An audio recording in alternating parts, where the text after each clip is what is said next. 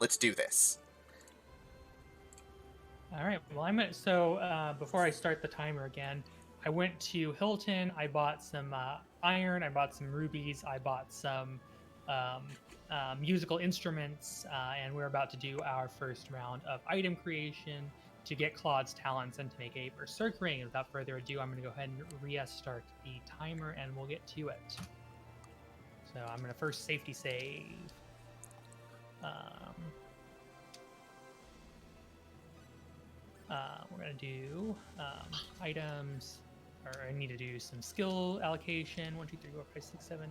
1, 2, 3, 4, 5, 6, 7, 8. 1, 2, 3. 1, 2, 3, 4. 1, 2, 3, 4. Skills also 1, 2, 3, 4, 5, 6, 7.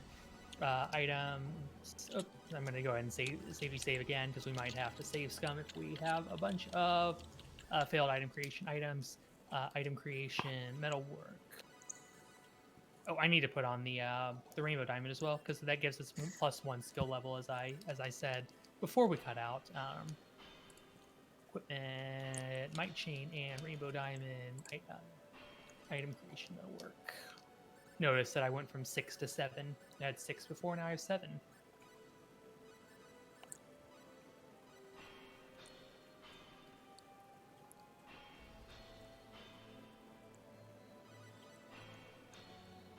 So we're attempting to learn the originality talent, which is a 30 and 256 chance, about 11.7% to get it every time we do metalwork.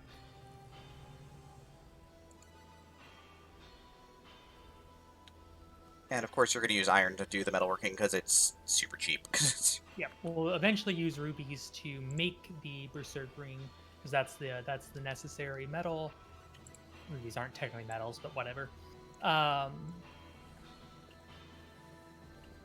Material. But since iron is the cheapest, and any leftover iron will be used for alchemy on disc 2.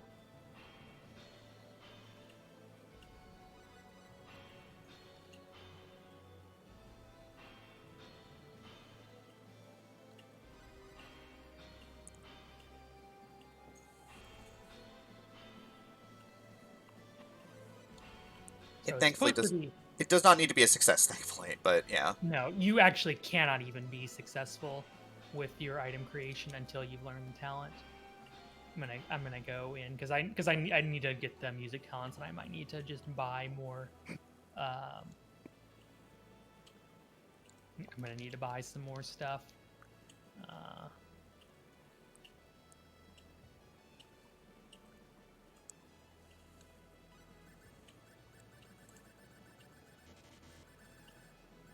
Especially Claude, musical talent, compose. Oh, so bad music incoming.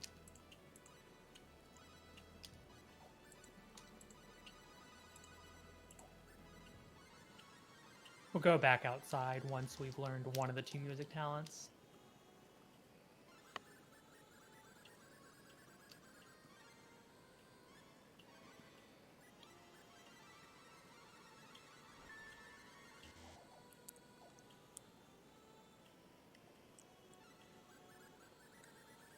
One of the details I greatly appreciate is that the actual bleep blooping is also off tune when you are playing bad music. Yep.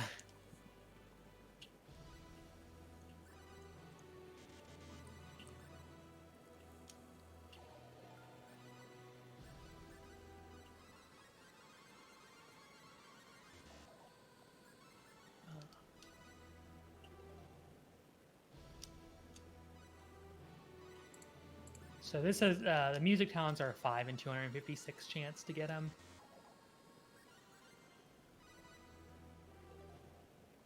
But we can mash through 20 of them at a time very quickly. So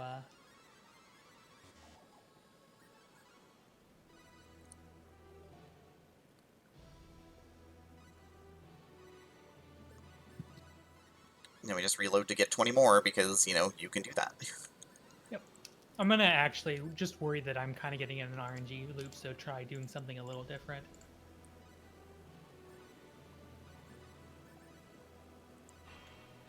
So talents are being kind of not ideal right now.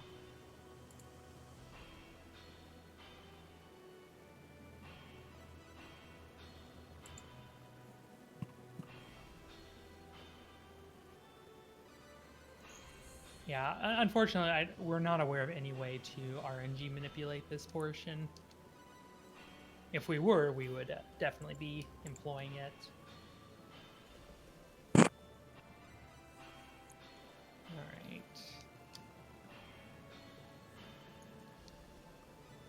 All right, well, there's one music talent done. Or I guess the other music talent done. Item.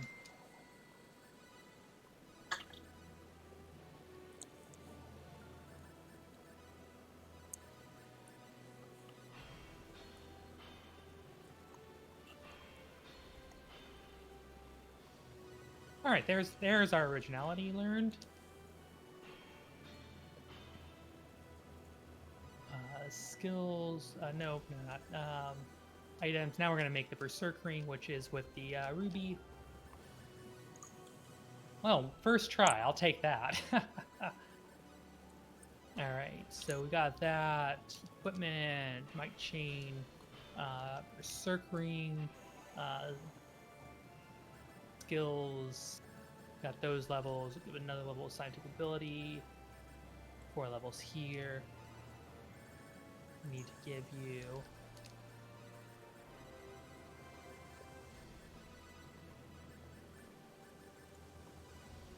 and so we can give you another level here.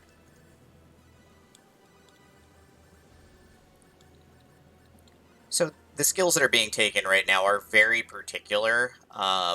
One of them is for the skill which lets you upgrade weapons, um, which is really, really important. And then the other one's for pickpocketing, which is also important. And then there's some combat skills that will help with the ignoring of defense so that we can actually hit things.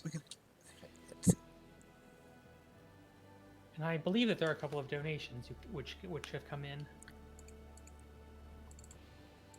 Did we get some technical difficulty donations? Well, thank you. Thank you. We did get $2 more from the other Rhea stating, "Welcome back, Rhea. Put this towards the unlimited indie fight." Okay, perfect. And then we got $10 from Infinius, with no comment, but thank you very much, Infinius, for the $10. And yeah, we're also grinding musical talent because we need to be able to play music later too. That's actually also important for crafting because there's a skill, there's a music that makes us better at crafting. Indubitably.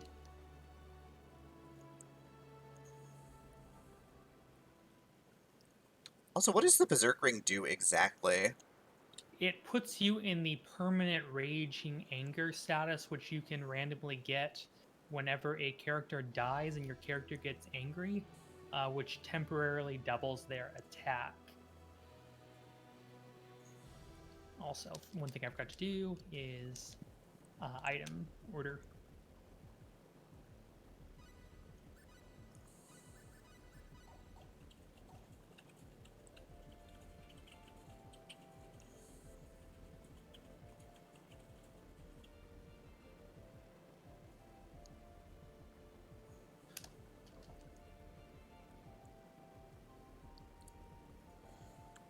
Leon's all like, "I am big and smart and can open this door real easy." Spoiler. Spoiler, he can't. Spoiler.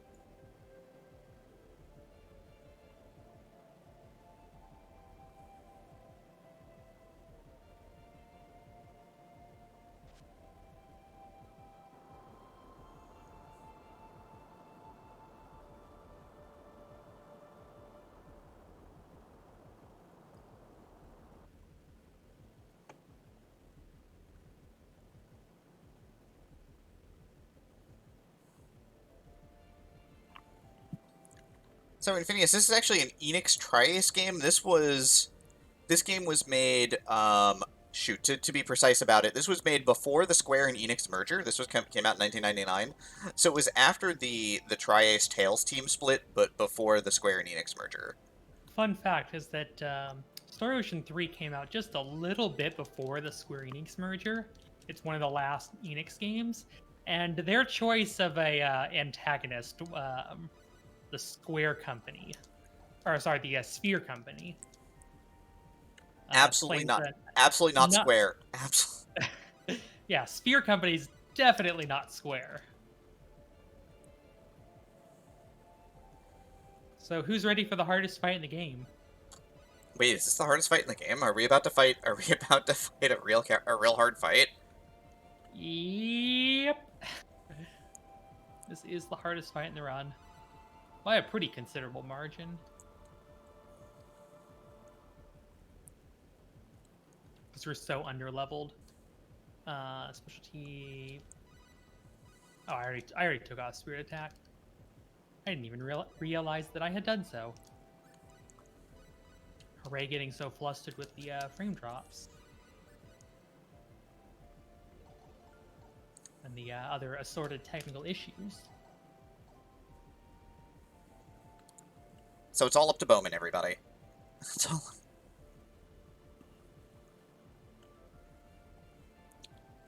Taking off Spirit Attack, because the AI has preferences for certain attacks over others, and we need Bowman to use the specific killer move, Poison Pills, on this fight, and only that move. So by It's giving just him... much faster of an Yep. attack than Spirit Attack. And Spirit Attack is not very good. and we need to attack very fast. It's really important. So by giving him a killer move that lets him act fairly quickly, and only that one, it's the only thing that he'll do.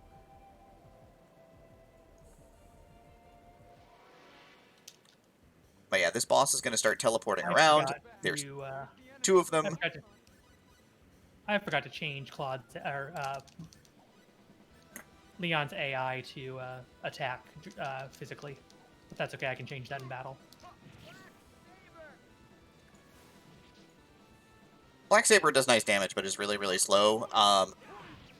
And we just need to keep them stun locked as much as possible. Yep. Rita can keep us alive to a degree, but she's only healing for like 130 right now because she has no levels. And we do want her to get experience here. Speaking of people I want to get experience, I want Bowman alive and Leon not alive.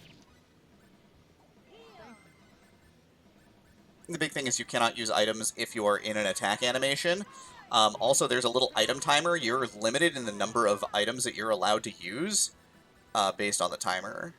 So we're going to use a Mandrake here to instantly kill the kid. I mean, he would have died to the train car here possibly anyway. The train car will run you over and hit you multiple times. But now we're going to surround. Take it. With one down and the other one up, we're going to surround the other one and just stab at the back a bunch. Arena gained 16 levels and like 16 spells, and everything is good now. But yeah, that was perfect. Yeah, that you know, it's great that in lack of practice I can still try the you know, pardon my mild language when I say this, but there is a reason why the split name that I have is called Hell and Expel.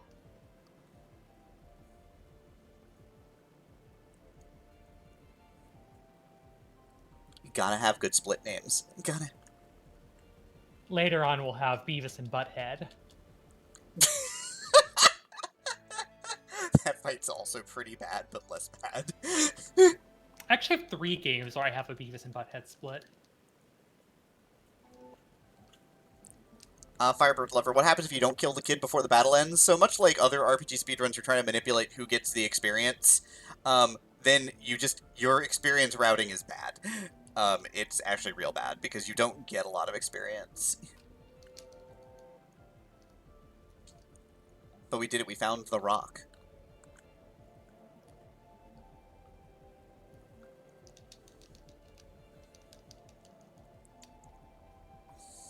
To be fair, just to point out, the fight is not too terribly difficult if you're properly leveled.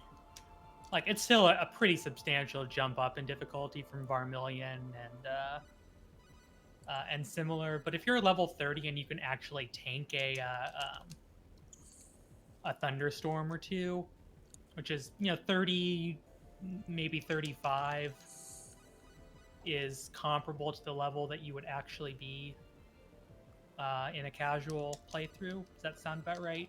Yeah, I was in the mid-30s, and if both of them cast Thunderstorm, I'd still die. Yeah, but at least you could take one without just Yes, instantly rolling over. I could take one, and then Rena also had a group cure spell because she actually had levels. Like, there's a lot to it. But basically, a lot of the strategy in this, in terms of the speedrun again, is if there are casters, just hitting them will stop spellcasting. Like, just any hit will stop spellcasting, which is super important. Because there are some enemies that really want to cast big AoE spells that absolutely obliterate your characters. And those cast Thunderstorm. Thunderstorm is surprisingly powerful, and they have a surprising amount of magic power, and since there's two of them, right, and the AI is a little weird at points, like, you have to be a little careful, because if all three of your non-Rena characters go after the same one, um, the other one will cast Thunderstorm and kill you. So basically, by just Bowman attached himself to the one, and so then Rhea, what ended up happening was Rhea, she went after the other one and let Leon also physically attack, because all we need to do is punch them out of Thunderstorms. Their physical attack damage is kind of meh. Especially because we have the 90 defense armor on Claude. So even though he only had about 700 health, he could still tank 2 hits.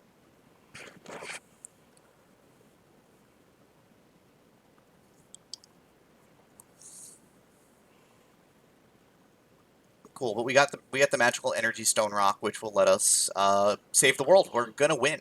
We're gonna win. Yay, I think.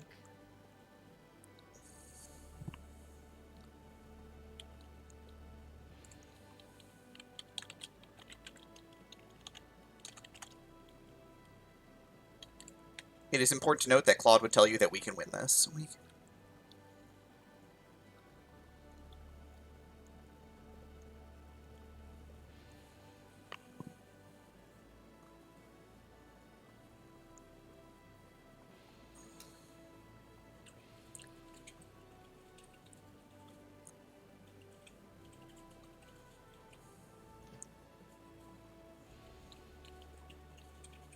Also, if you're enjoying the soundtrack was done by the inimitable, one of the finest electronic keyboard composers of all time, Motoi Sakuraba.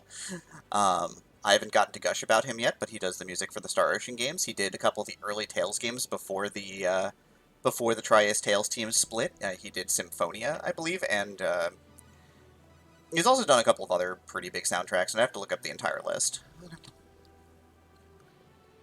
Pretty much all of the Tri-Ace games he's done the work for.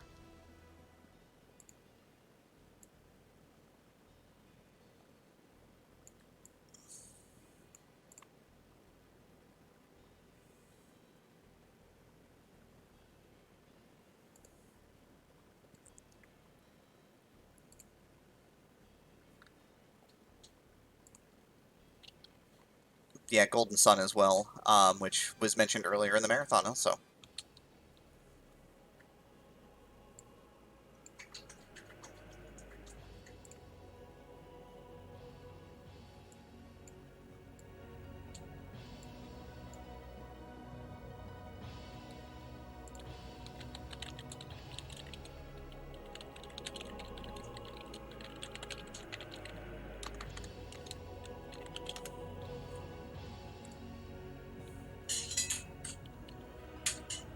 So now we're going to get punished by the King of Liquor.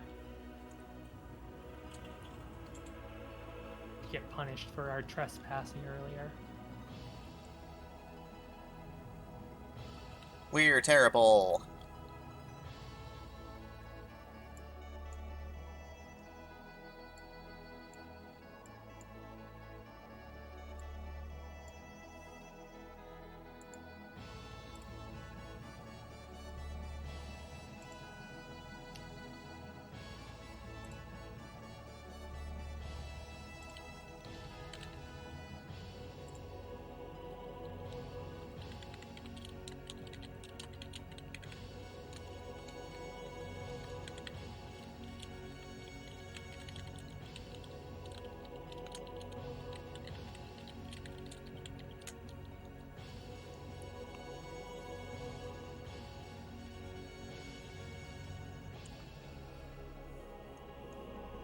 He didn't even give us 600 full, the jerk. He didn't even...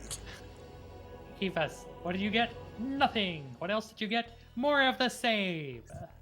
Nothing. Would you like nothing? Would you... No. You know what, though? 2 hecking bad. That's what you're getting anyway. Do you want cake or death? Death. Now Leon is dead, look what you've done. Yeah. It's not a huge loss. Wow. He's pretty small. It's like Dragon Warrior, where you drag the coffin around. His is just smaller.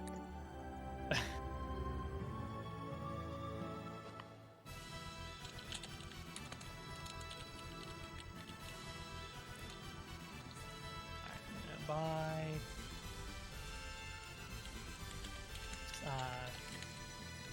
some green barrels and a few more res bottles, items. Green barrel. Equip green barrels on everyone. They give you resistance to wind element, which will have the damage that we take from wind element attacks, and the upcoming boss has a rather nasty wind element spell that it can cast, and I would rather it not do so, but if it does do so, at least this will make sure that it does not just wipe me, because it will do about 900 damage. Yeah, it's one of my favorite spell names in the game, too. The spell is named Phone, which is just kind of neat, and I will type it out in chat, because it's spelled... I believe it's actually... I think it's actually pronounced Fane. F-O-E-H-N. Yes, F-O-E-H-N. It's an actual word. It is an actual word for a heavy windstorm, in fact. Yes, it is a very apt name. Just like the flood spell in the game is called Noah. No points for figuring out where that reference had come from. That's alright. The last fire elemental spell is named Explosion. You'll never guess what happens. That one's real subtle. And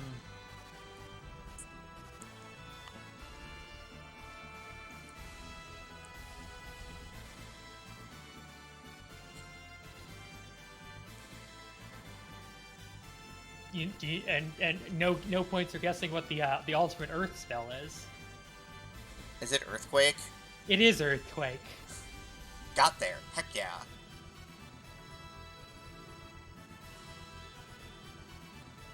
The ultimate light spell is Lunar Light. Ultimate Southern Cross is the ultimate star spell. Ultimate Void spell is Extinction. I'm not sure if there's an ultimate vacuum spell. There's not, because I think Celine's ultimate magic is non-elemental.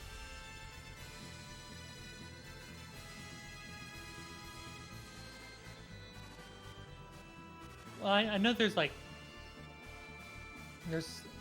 Celine gets fire, light, and star element. Leon gets water, dark, and void. Noel gets wind, earth, and vacuum, I want to say. And then Rena gets void. Gets a couple of void attacks. She doesn't really get a lot of offense in magic. She gets a couple of light spells, she gets a couple of void spells, and she gets one star spell. She does get Star Flare. She has Star Flare. Actually, Star Flare might be light. It's weird. Elements are weird in this game, because there's all the classic ones, and then there's 9 different sky-based ones. Yeah. Oh yeah, Celine gets thunder spells as well. I missed that. Yeah, because Star Flare, and I think Star Flare is a light spell because she gets Ray is light. I think Lunar Light might be light element and then Star Flare, but Lunar Light might be star element. I don't know. I'm gonna look this up now. Yeah, we all want to know. They cut the number of elements down to 6 in the in second evolution. Yeah, which made things a lot easier. But yeah, now we understand where Diaz is. This is Diaz's tragic backstory, by the way. His family gets murdered by bandits. He was not strong enough to save them. So he becomes a very, very smug, very, very powerful swordsman in response to a horrendous tragedy.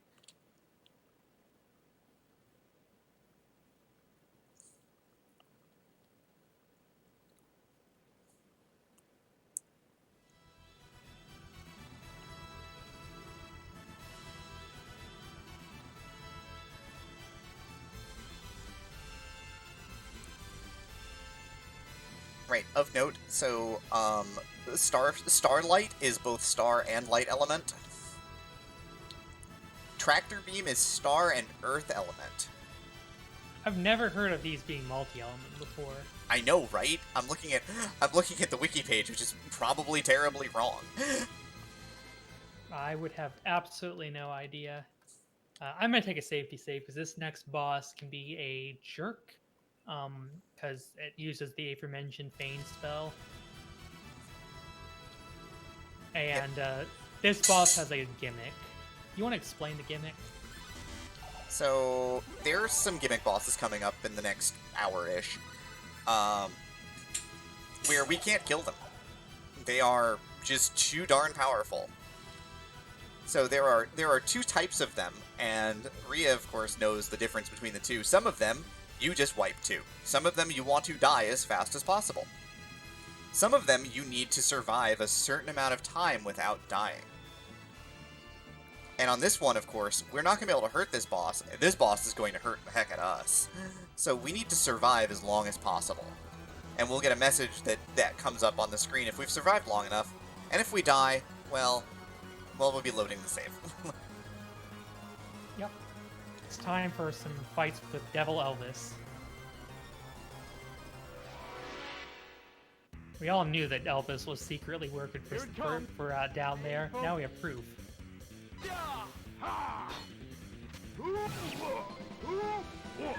So we're just trying to get the boss Shin here to block our attacks because if the enemy deals zero, if we deal 0 to the enemy, then it won't stop their spell cast. But if they block our attack, then it will. Here's Feign. It would have done like 900 damage, but instead it's like 400. So.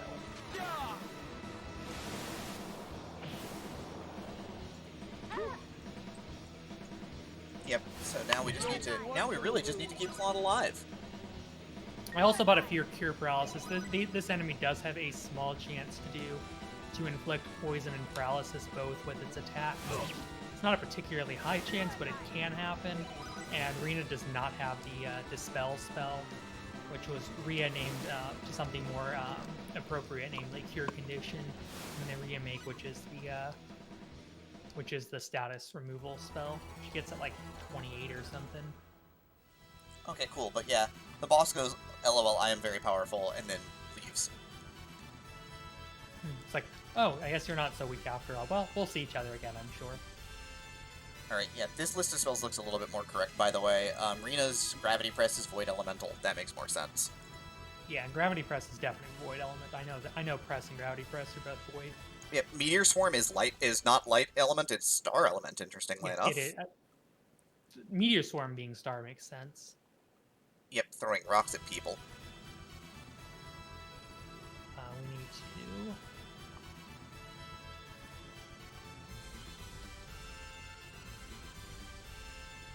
And Tractor Beam is Star Elemental, not Void Elemental. Okay, that makes sense. I would have thought Tractor Beam would be Vacuum Element, but I'm pretty sure Magnum Tornado, despite being Tornado, is actually a Vacuum Element attack.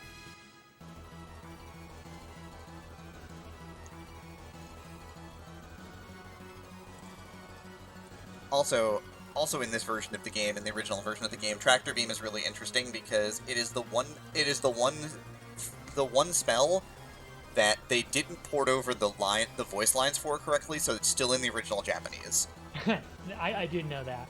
At least one of Rina's lines is the original Japanese still. Yep, Tractor beam? and the other line is just tractor beam, but from the Japanese voice actress, not the English voice actress. So now, of course, we're about to die because all of the bad guys are here, and they're just going to swarm us to death. And now it is time for another FMV.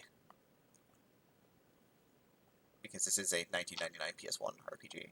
Oh, so we can all see how horribly compressed this is. I wonder how many hours it took to render every frame of this with 1998 computers.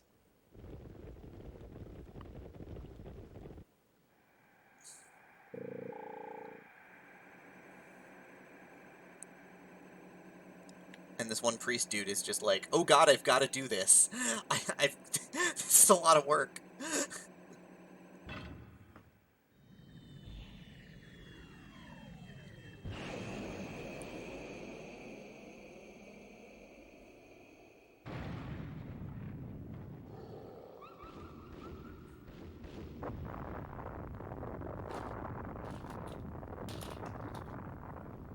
Having a little nom nom. Well, we won. The war is over. Everything is fine. When is time? Wait, your estimate's 5:15, but we just destroyed all the monsters. Ria was wrong. What's going on? It's not the end of the game. We haven't even seen the main antagonist of the game yet. Are you sure it wasn't that boss that you just had to run from? That boss is just working for the real antagonists.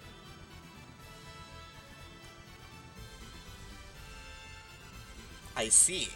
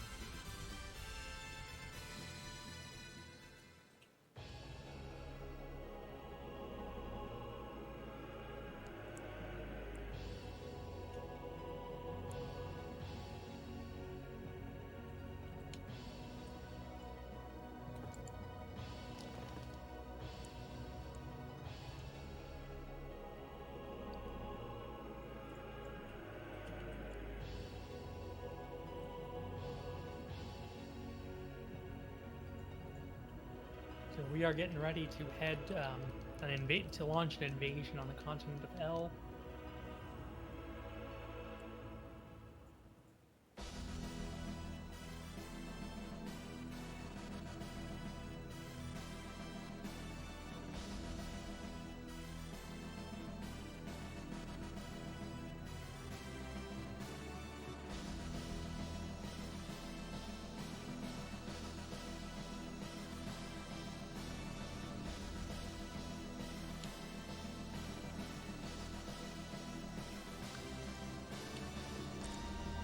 But yeah, we're good. We're gonna head on over there because all the monsters are dead. For now. Feel like there'll be more.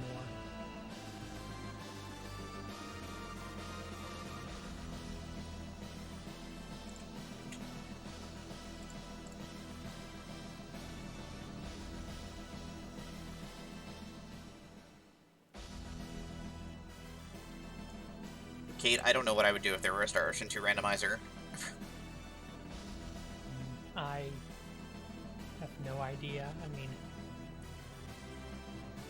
not much I can do.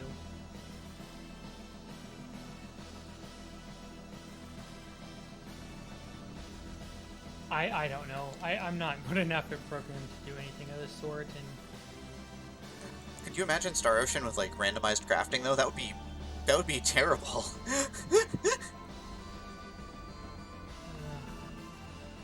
I feel like not every game should be randomized. I know that's the hot meme of speed running. Maybe maybe this is just me, tacitly admitting that I and the content that I have generated is, tired and all washed up, and I have not adjusted with the times. But I mean, It's okay. oh yeah, there. Star Ocean is sacred. We can save Star Ocean from the randomizer menace. Oh, and that is why I call that boss Devil Elvis. If you saw the FMV there, He's got totally great looks like hair, Elvis. but also you have this laser gun that you think is going to kill all the monsters, and it completely doesn't work. Like you failed miserably. You failed. You get nothing. Nothing. You lose. Good day. Actually, you kind of do lose because here come the bad guys. Here it comes. I won't lose. Man. My Ooh, we got 50 points. What are those points used for? Where did we get them? Where do they come from? Why do we have 50 them? points? Those questions will never be answered. Claude likes video games, I guess. But yes, using mandrakes lets you kill off the other two party members, distributing all the experience on the Claude, because, God, he's gonna need it. Oh no, that has nothing to do with experience. It's just this is a fight. We're gonna immediately come up on another fight with Shin. We have to die to it. Oh, right, that's right, we do have to die. I mean, you do get a little bit of extra experience on Claude, which is kind of nice, though, because he does kill everything later. Back.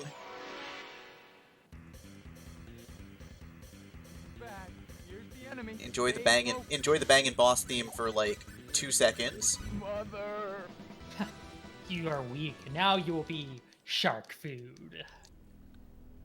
So, well, now you're dead. Runs over. Good job. Woohoo! We finished 2.5 hours under estimate, even with all the tech issues. Everybody else Alright, is out Let's too. pack it up and get ready for the next run. I'm gonna go ahead and cut stream now. If you have any last words, Demarine? No, we still got plenty of time here. Cool. So, bad guys destroy the gun. No more guns. Part 2. Claude is having an existential crisis. Sounds about right. He is having a moment of wonder about his body and whether he is connected to it or not, which is really interesting. But basically what happens is you get horrendously shipwrecked, and, you realize that everything is pretty terrible right now. Everything is pretty terrible.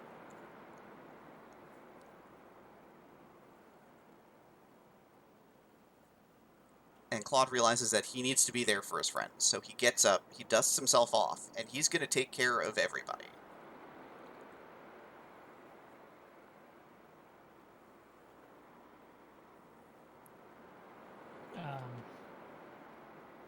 Gonna be smacking some sense into Leon here. Literally. Leon, who is not very conscious.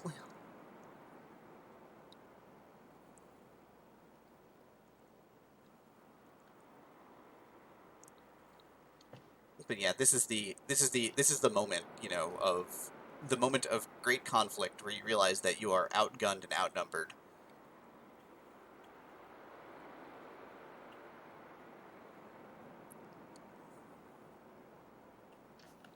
And then, of course, we're going to find out that we're really outnumbered. Yeah, there's gonna be some story plot. Leon's gonna get smacked. And there's gonna be really not much meritorious going on for the next several minutes. So I think I'm gonna ask you to say some like coast blurbs and so forth to so we don't have to ramble on about the lack of anything exciting going on for the next 15 minutes. So Claude's terrible, by the way. Doesn't decide to talk the kid out of, crying. Just, please do not inflict violence on children. That is very bad. Just, you can talk to them. They're like adults. It's fine. They're smart and they know what they're doing. They're smart.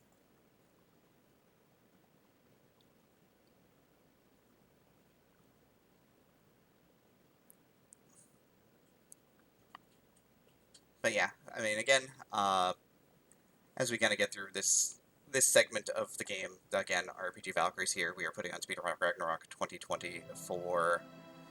We're putting Speedrun Ragnarok 2020 on in benefit of Take This, the mental health organization nonprofit that does work within the gaming community.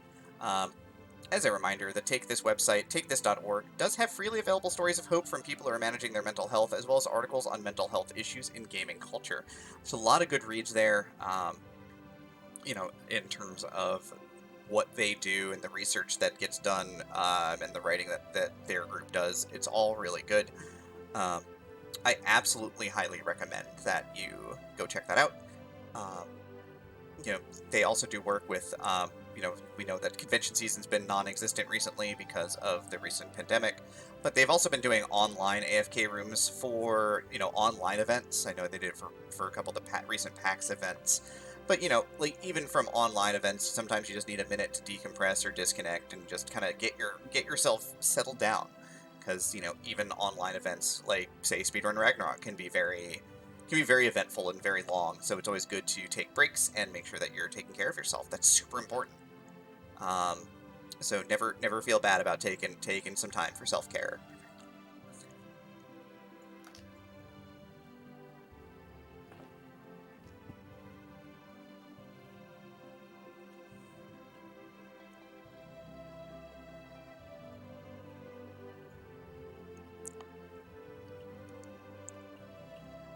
I'm going to be taking some mental health time away from Twitch for an undisclosed period after these last couple of marathons that I've been accepted to finish up. Just need a break from it all. So I mean, don't be afraid to step away if things are not going well for you. Yeah, if something's not working, it's okay to say that it's not working or it's not good for you. I think that's a super good point. And, you know, while, you know, hopefully you'll still be hanging around streams and still hanging out, because, you know, you will be missed. I know you don't, you know that's important too. So, you know, but again, doing the things you need to do to take care of yourself is super important.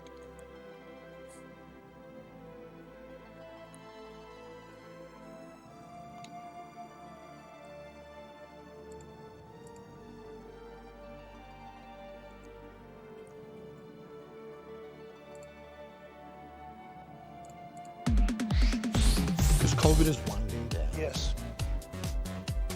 COVID is winding down. Yes. Oh, and this is where we can actually COVID is choose to winding leave down. on Yes. time. COVID is winding down. Yes.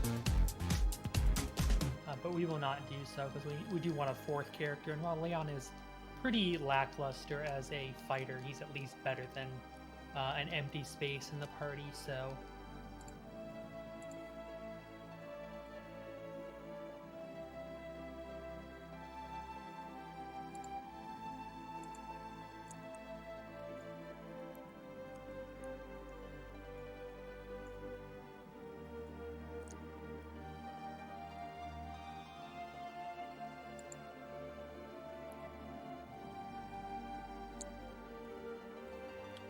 But again, we do also realize that we are on the continent with the Sorcery Globe now. We made it finally. So we could still go and examine the Sorcery Globe and figure out what's going on.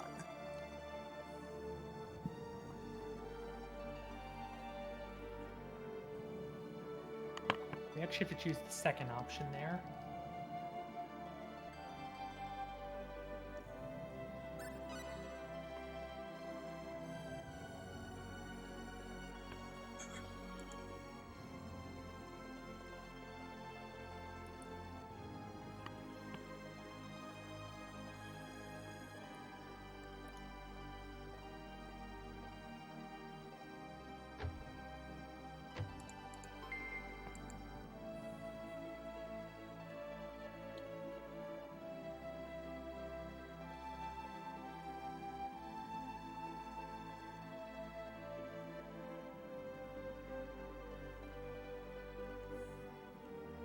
So we do have to go in here. It's required for the plot. We do grab a sword here. We grab a Veil Piercer.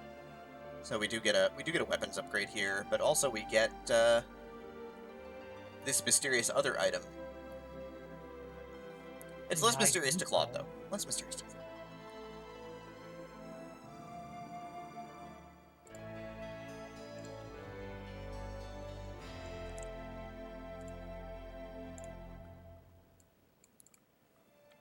So, Rhea, what are you going to do with that ID card? Gonna swipe it on the door in the Hilaria Tower so we can get in.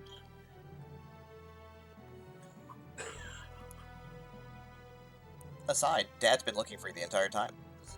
Oh my.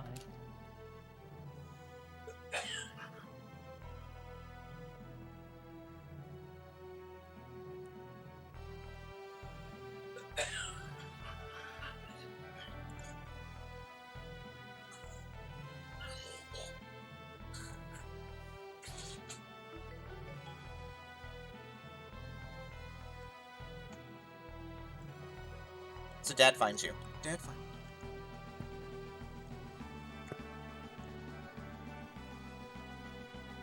Could it be from Claude? you. Claude has advanced forward, huh? Indeed.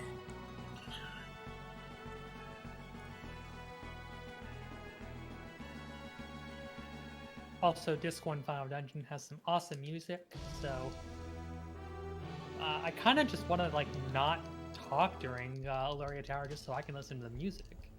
The music is, once we get inside, the music is pretty banging. This is the good stuff right here coming up. And it only plays in this one dungeon, so I kind of want to enjoy it while we can. The music just gets better and better as we go through the game, but this track is really strong. Except for the actual Final Dungeon, that music's pretty bad. Oh god, and you hear it for like so long if you're playing casually.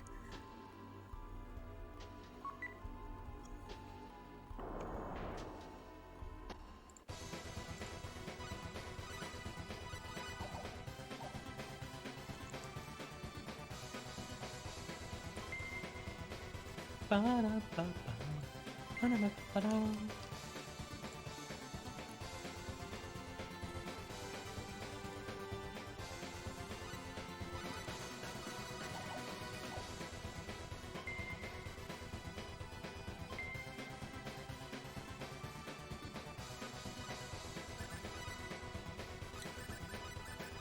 But yeah, I'm gonna do a little bit of quipping.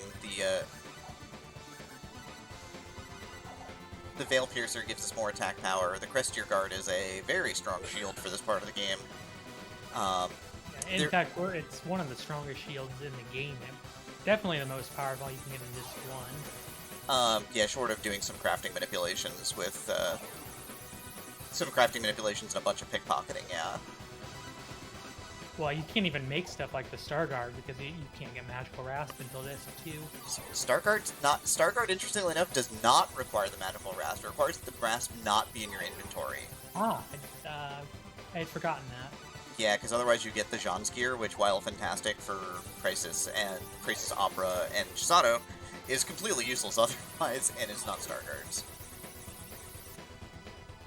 So what you're supposed to do here is you go through this dungeon, and there are those glass statues that we were walking by, and you get the letters that you need to get this second card key. It's the same every time. It's APOC, short for Apocalypse. APOCA. That's not foreboding in any way, 5 right? letters. Oh, right, there's a fifth letter, too. I always forget where you find it, but by the time you find a couple of them... It's supposed to be 5 characters in Japanese, apokulipsu. Ah, yeah, that makes sense. But since English. English's alphabetic system has more characters than Japanese phonetic hiragana, they chose to actually just use the first 5 letters. That makes sense. Rather than adding an extra 5 statues somewhere. So, I mean, they could have had They could have actually had sets of 2 letters, like APOCAL, YPSE. Yeah, they could have done that. So chat, I need you to give Rhea your energy right now, because she's going to need it, because we've got one chance. One shot at this. Because 2 of the things that were just equipped were the Bandit's Gloves and the Rainbow Diamond to give us Pickpocketing Skill 10. as Claude's dad has found us and is locked onto our translator and has teleported us back to the ship.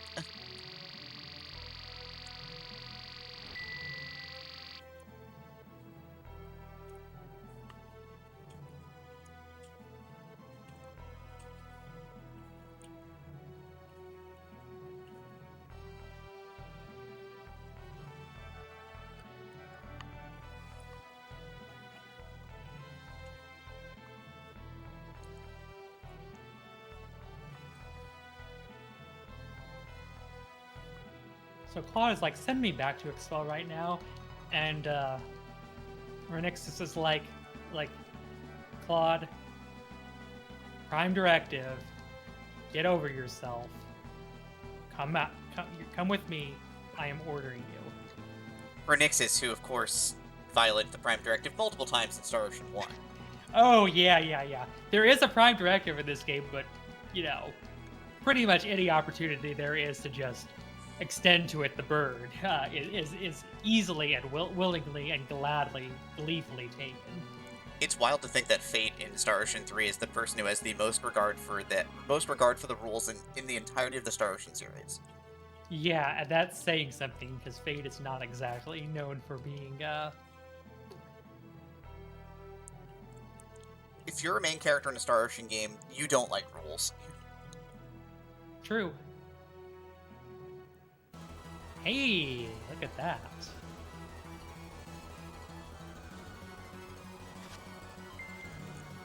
You just took the shirt right off that guy's back.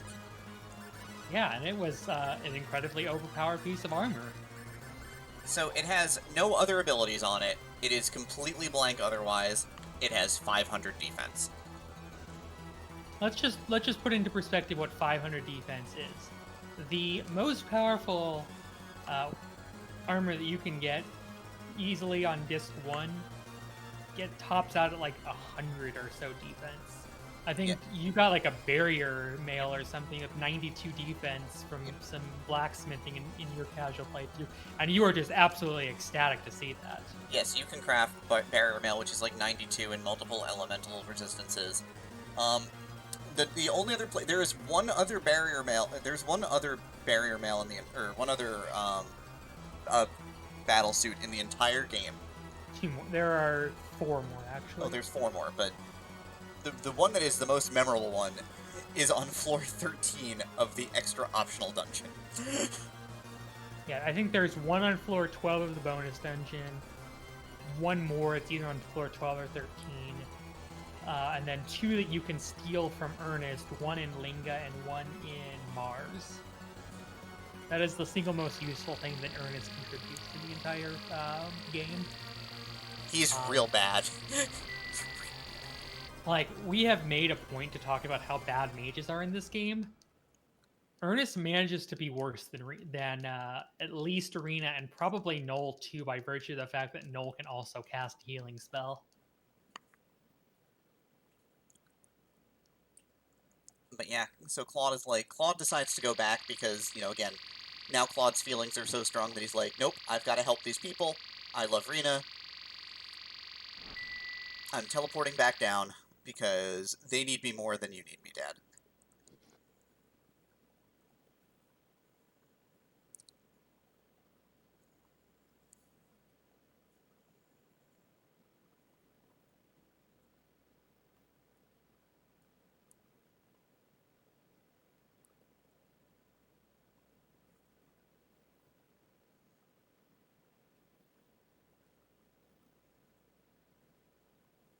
Claude tells everybody to walk away because Dad realizes that you teleported back down and is going to try to teleport you back. So you leave your communicator translator behind. Because this is absolutely not Star Trek. It totally is. It clearly was heavily inspired by the original series, where the main character of the original series also looks at the Prime Directive as more of a set of concerns to occasionally think about rather than actual rules. Some loose guidelines. And in this game, it's the underdeveloped Planet Preservation Treaty, which by the time of SO3 has been changed to Universal or sorry, Underdeveloped Planet Protection Pact, so they can abbreviate it UP3. So now they teleport back the communicator, because Claude's not stupid. He knows what's up. He's like, yeah, I know if I just leave this behind, then there's no way that they're gonna get him. Renixis, of course, is pissed. Like, he's turbo pissed. Like, he is so angry about this. He can't do anything about it, but he's angry. And then, of course, you know, his commanding officer's like, nope, we gotta worry about the people on the boat here. Your son has made a decision.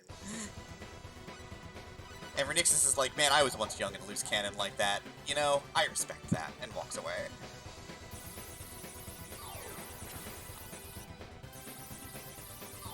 Oh, and since it was actually stated in the game, and therefore would not actually be a spoiler to point this out, on the colonists, they were talking about how a planet of Expel is about to collide with a powerful high-energy body and be obliterated. So, yeah, have fun with that. But And, first, we gotta fight bosses. First, you gotta fight bosses. hey, look, Leon got himself killed. Look at that.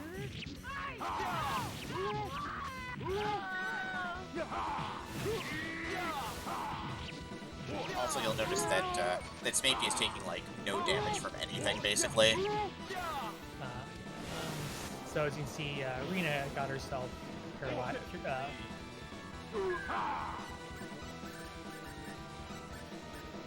Take care of the rest.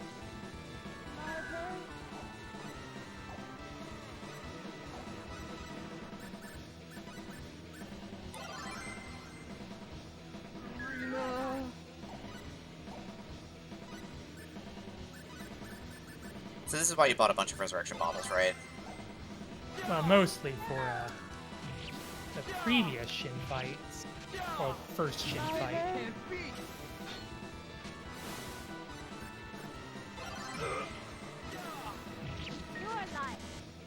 Items.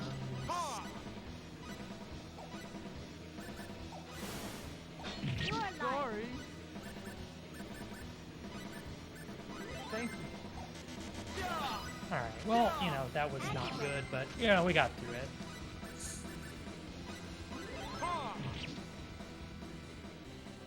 Anybody hurt? Yes.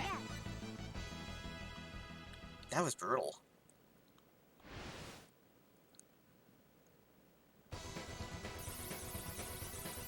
All right, I'm gonna mute my microphone while you talk us through the end of this area. Alright, Demi, enjoy the stuff. So this is, we're gonna meet the actual antagonists of the game. We're not gonna find out who they are just yet, but we've made it to the Sorcery Globe, and there are these 10 mysterious figures here that are all. So we learn about a place called Need. It's, this creature is like, why does this woman have a quadratic key? And so we find out that these beings have used the Sorcery Globe, which they call a quadratic sphere, to alter the course of Expel's orbit in order to get it to collide with Energy Need, so that they can use their own their own powers of teleportation in order to jump to the planet of Need, which is their ultimate goal, so they can get to Need and conquer and/or annihilate the universe. So that is their objective, basically. And we're like, well, we will stop you, monsters. And they're like, well, ha ha ha ha. Even if you could defeat us, which, by the way, you totally can't, it's still too late for the planet. Even if you could destroy the Sorcery Globe, it's far, far, far, far too late. So, yeah. It's like, oh, the collision is about to happen.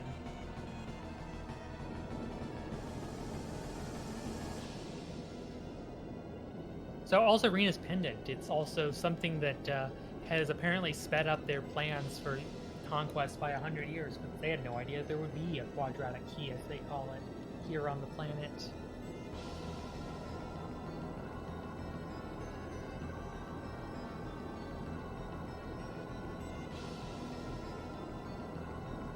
Alright, so we're gonna fight Burl of the Ten Wise Men.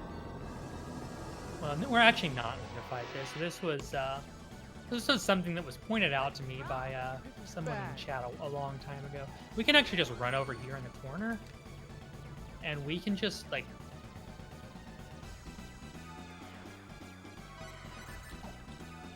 I'm just gonna kind of hide out. Wait, what? I thought I told you that. No, I did this fight the honest way, which was running around with Claude like my life depended upon it. Yeah, you just run over here in this corner. It's a circular map. They forgot to cut out the top corner, so you can just run over here and. Well, I am literally twiddling my thumbs right now. But, what? I don't have to do anything. I'm just gonna sit here and I'm gonna wait for the minute to expire, and then I'm gonna go about my business. Yes, if Burl kills you, by the way, you do have to reset to your last save.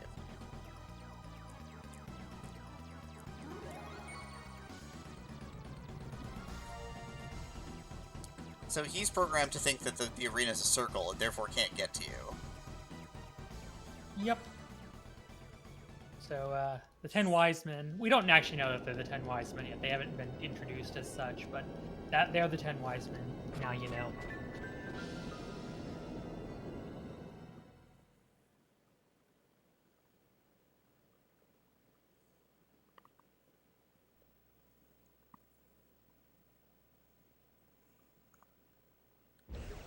Of course, the 10 Wise Men teleport out because they know that this collision's about to happen and they don't want to die. Huh. Weird how that works.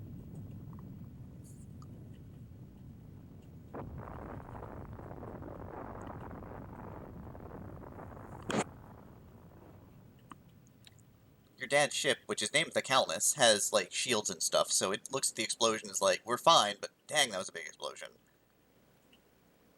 Also, some Fs for the people of Expel. They're dead. Also, it's time for disc swap, so I'm just getting my disc out ready.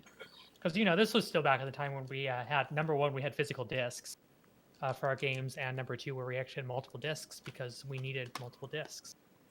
Although, actually, for this game, I've heard that they actually didn't need multiple discs.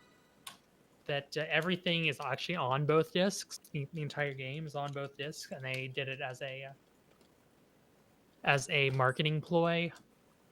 Because this was the late 90s and everybody was like, bigger is better. And like, everybody was like, oh, well, Final Fantasy VII, there's 3 discs, and Final Fantasy 8 and 9 are both 4 discs. And if there's more discs, they must be longer and therefore better games. So they were like, yeah, we should totally make Star Ocean 2 a 2-disc game, even though we could totally fit it on 1 disc. And that's why Legend of Legaia, which is another game that I used to run, I guess I should say used to because I'm kind of retiring, is in a case designed for multi-discs, even though it's also it is a 1-disc game, but it comes in one of the bigger jewel cases that looks like it's a multi-disc game. That's wild, I didn't realize that. I have not actually verified, but I have been told that if you can bypass the little thing that checks what... And you kind of have to figure that at least most of Expel is on the second disc because you can go back to Virtual Expel. That does make a lot of sense. So what just happened? So, yeah. Expel's dead. We're not dead.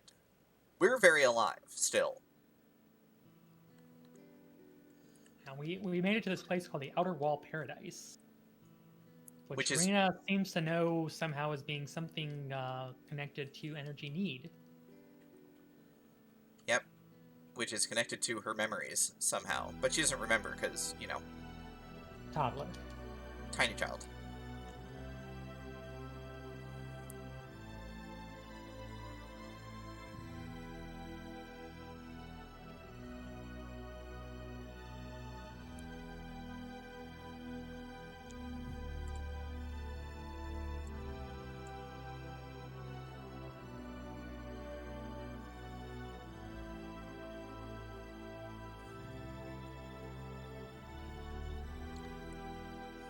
Also, this might be my favorite track in the game right here.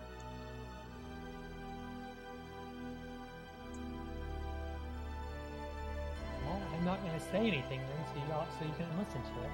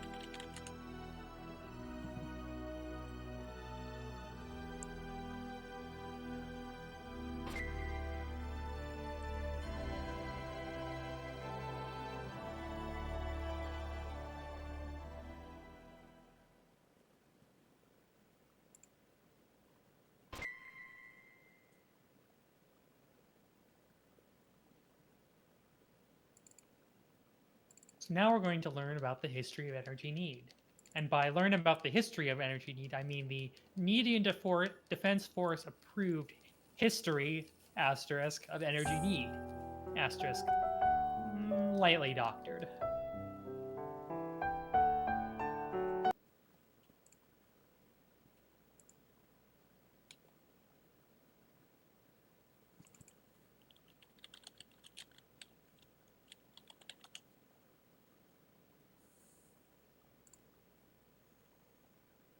I do not know if Demi is still away or not.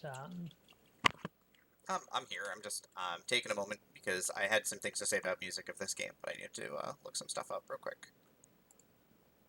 I just wasn't sure if I was just kind of waiting for a response, and I was just like, okay, I just want to make sure because I know you had said that you stepped away. Yeah, sorry, I got real distracted by the Star Ocean music stuff because I had some things to say about music and completely lost the thread of where we were. Where are we? Are we getting the Canadian Defense Force sanitized version of history that That is yep, the Net Union Defense Force approved history asterisk of energy need asterisk. I was totally paying attention. Lightly doctored, of course. Slightly off, yes. Just you doctored it? I corrected it. Wow.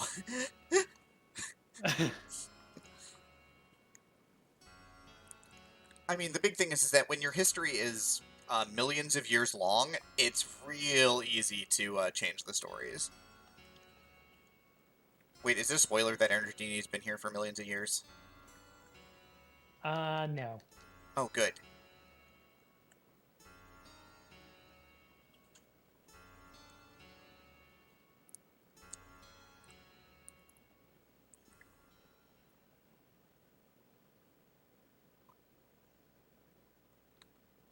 So we're going to learn that we need to go to North City to get a Synard in order to secure a means of transport throughout the energy need.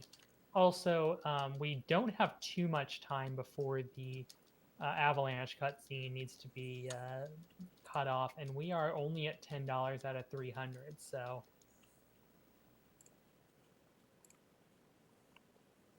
Yeah, we are a bit of a ways off on that. We are and, at... we also have two goals for that. There was the Avalanche cutscene, which is coming up soon, and then we have the Unlimited Indelicio Showcase, which we're at $12 of $350. Yeah, there's two donation incentives for this. yeah, I would very much like to have the Unlimited Indie Showcase met. I'd like to show that off.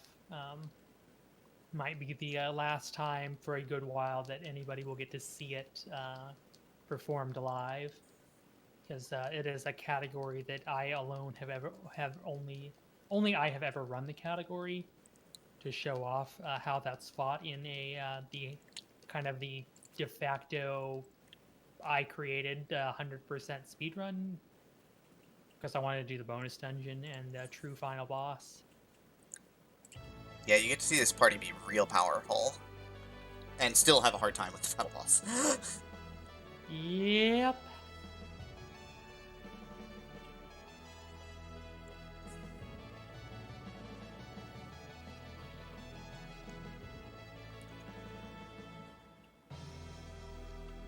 So before we head to get the sign, we're going to do some item creation. I'm going to buy a lizard flag. Oops. Oops. I need to skills first, because I need to get playfulness. Yeah, we're broke.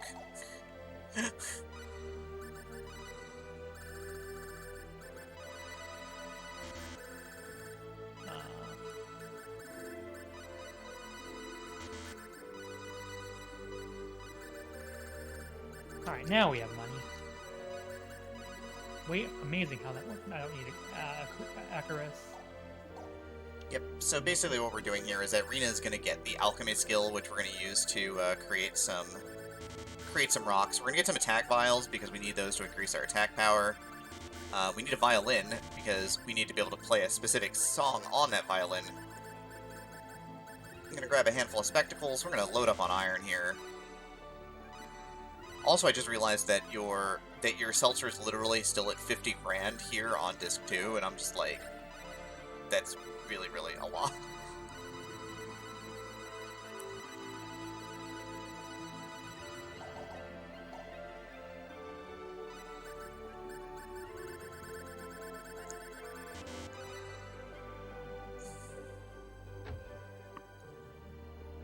But yeah, so we're gonna do a little bit of crafting here. Oh my gosh.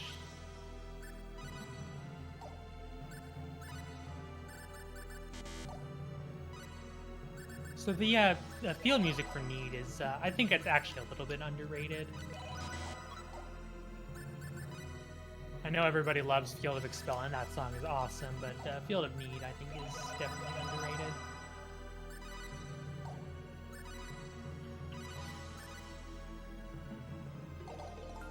Alright, so now it's time for the other RNG part of the run. We got one more after this. We got this RNG part of the run.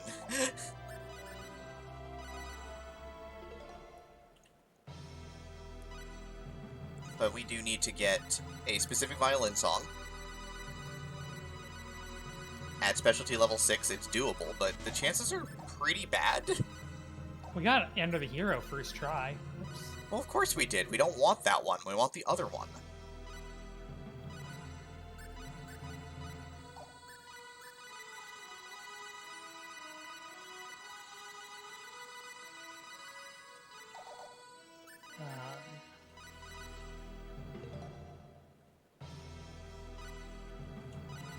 There we go.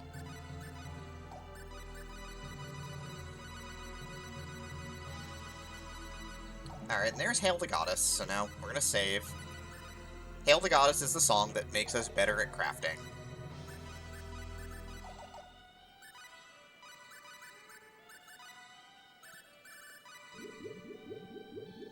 You don't need to make some rainbow diamonds, because those give you extra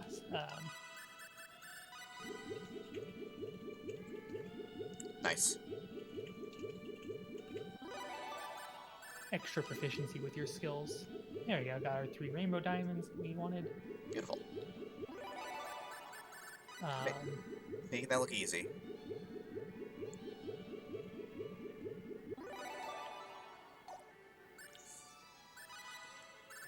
I'm trying to think what the most efficient way to do this is. I think just not going to bother with getting another level.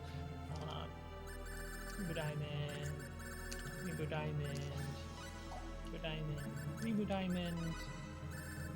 Talent compose. Oops, no, I don't need to compose. What am I doing, Rhea? Creative potion, alchemy.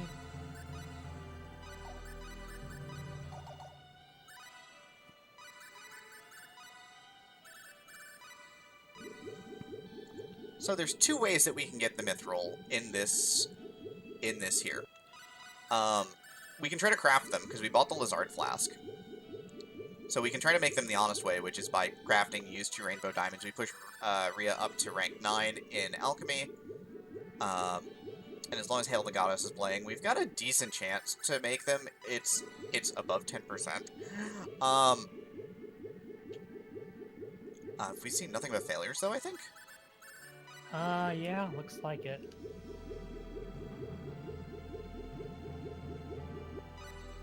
Yeah, you can check the identify screen to double check it, but I'm like 99% sure those were all failures. One of them might have been a success. The other was definitely a fail. two were definitely fails.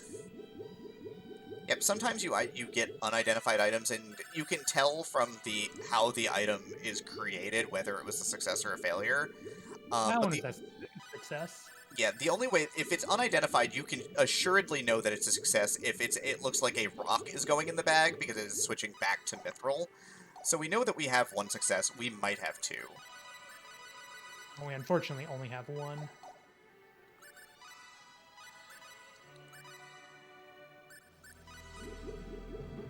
I mean, which we're gladly gonna take.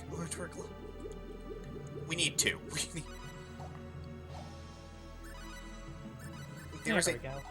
There's another severely RNG way to get your mithrils as well. The radar skill, when you level it up, puts random items in your inventory. One of the items it can randomly put in your inventory is mithril. Here's the thing, it's really a low chance. In theory, you could get your Eternal Sphere on Disc 1. By like, save scumming in, like, 5 different ways.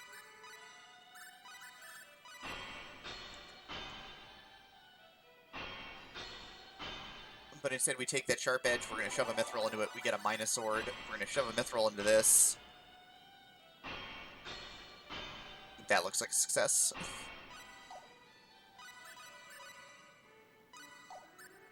It's an Eternal Sphere.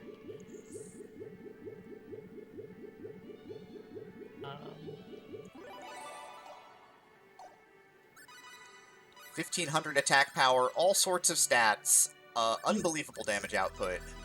No, it's actually 1600. It's like 1 billion at this point in the game. Is it 1600 really? I thought it was 15 is something else. It is in fact 1600. It also has like every other stat in the game.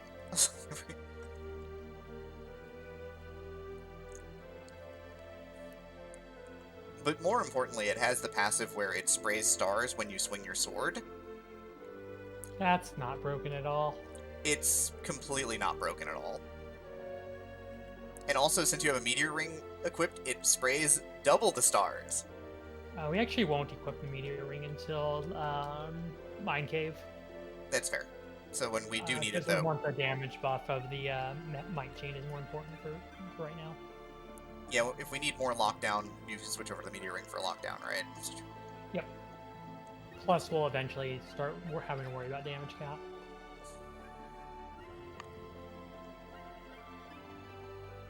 Oh, right, yeah, with 1600 attack power, the damage cap is real. Yeah, I mean, you shove on an attack file, the growth spell, Might Chain, Berserk Ring, and you do have to worry about hitting 99.99.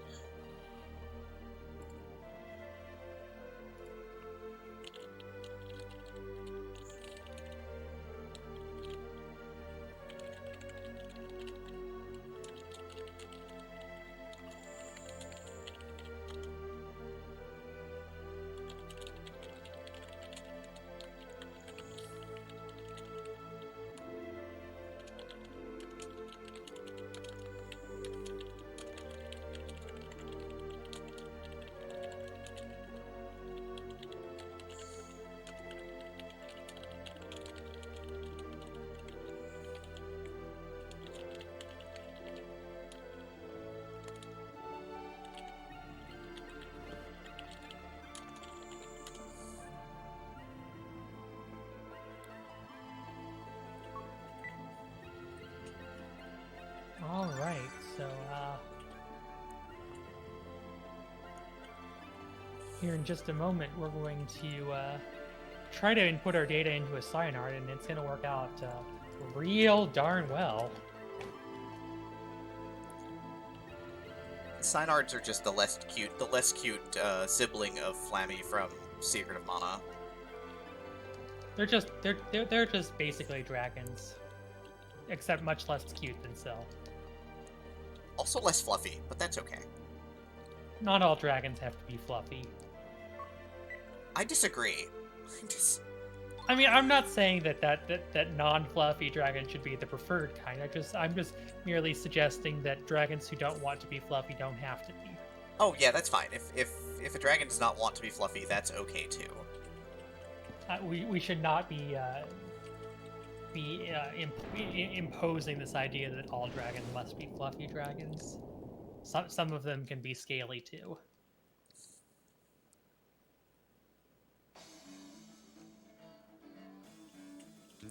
Also, because of the battlesuit, we are completely invincible for this fight. The Cyanard actually cannot hurt Claude at all. Bad. Here's the enemy. Looks strong. The other heroes. I do actually want. Yeah,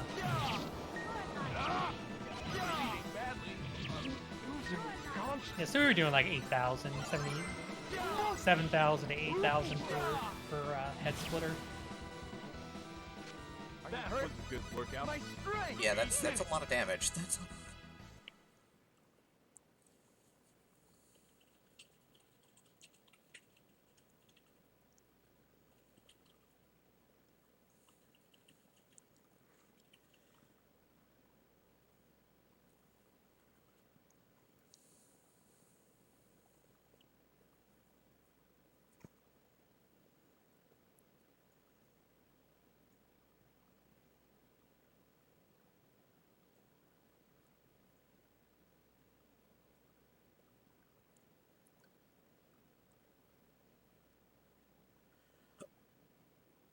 Here in just a bit, we are.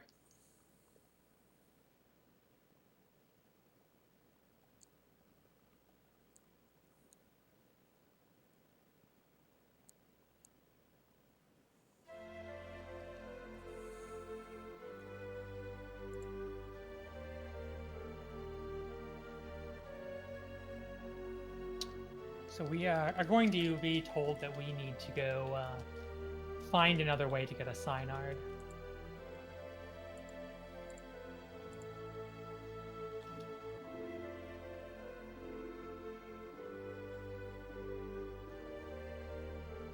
So Claude asks, why did the Cyanard go violent? And we get like the brush off being like, it's not worth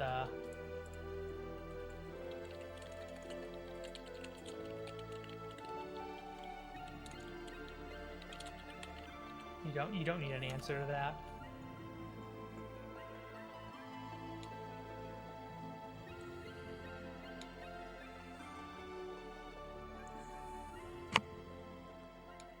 But yeah, of note in terms of the music of this game, and kind of in the late 90s and early 2000s, getting video game soundtracks on CD was kind of a big deal. Like, it happened a lot for RPGs in particular. I think I need to stop you for a donation. Do you need to stop me for a donation? I flipped over to another screen. I think you need to go look at a donation. Why are you better at my job than I am? Because this game really doesn't have a whole lot for me to do most of the time, so I can kind of look over at the list, and since y'all gave me permission to do that because I already had a host shift, I can just kind of see things going on. So. Like I switch tabs. Like I go and I switch tabs for like 1 minute to go look up the soundtrack stuff, and this is what happens. Profness shows up out of nowhere 12 minutes ago. Alright, I'm really bad at what I do. With a $338 donation. Speaking of, yeah, we're broke. Not actually really.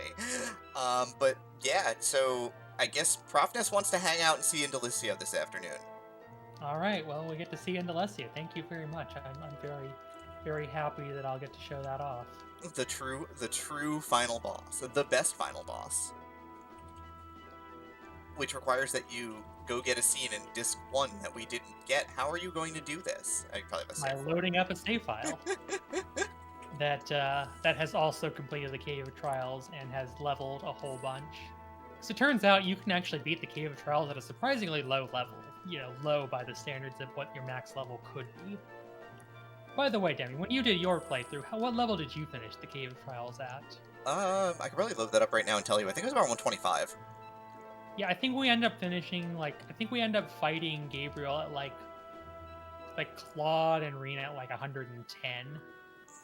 But then we have to gain 50 more levels for the indie fight to give you some sense of exactly how much we have to do.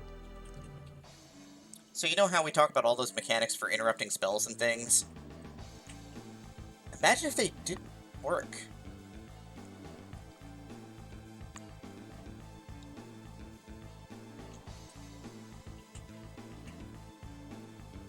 I'm sorry for calling you out on the donation thing. I just thought it was important. To No, bring it, up. it that is important. It's my job. I'm the host. I should be paying attention to these things. I'm doing a good job of being a commentator, except for the talking over you. So I'm not even really doing a great job at that. But I'm also not doing a great job of being a host right now. But yeah, also importantly, that is $338 more for Take This, which is awesome. So again, thank you, Profness.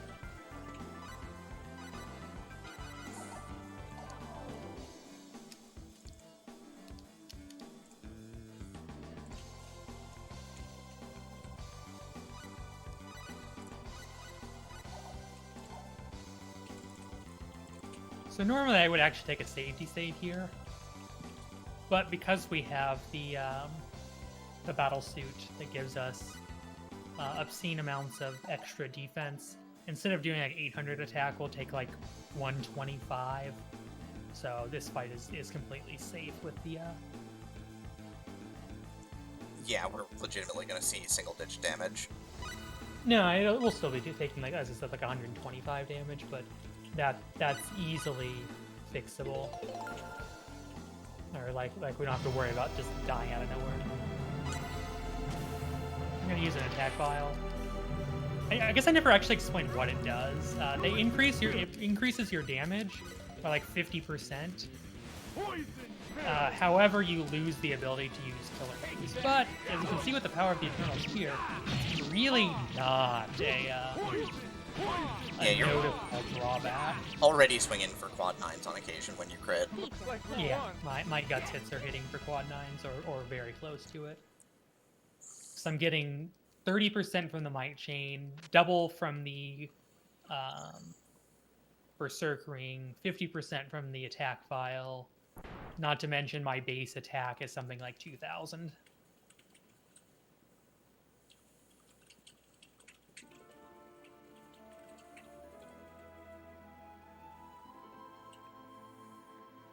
And later on we'll get growth for another 50%. But Rena won't get it until, like... Usually she'll get it after Marsilio. But if she takes an untimely death, like on a lover or something, then she wouldn't get it until after Shigeo. You should definitely have it for Burl, though.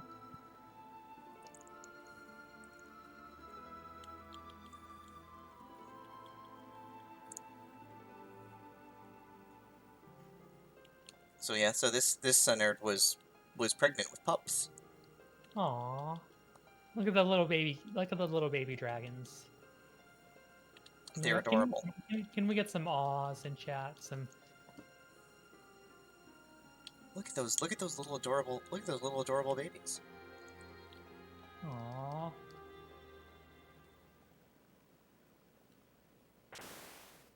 And Noel's all like, look at those little adorable babies. So it actually turns out that it's faster to reject null for one very interesting reason, and that is that if you accept null, your character HP stay where they are.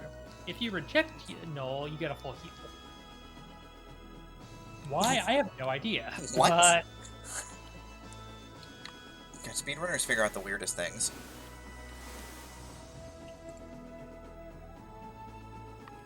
oh yeah, time for the final RNG choke point of the run. Oh, right, we gotta steal.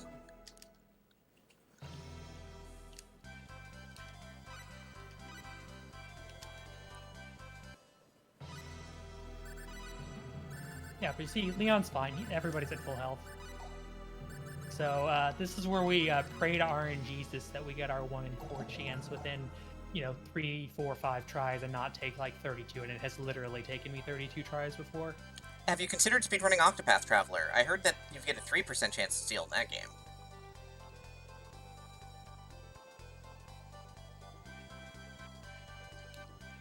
I can think of things I'd rather do. So yeah, if we fail, we get 1 shot at this, by the way, and if we fail, we've got to load and run all the way back in.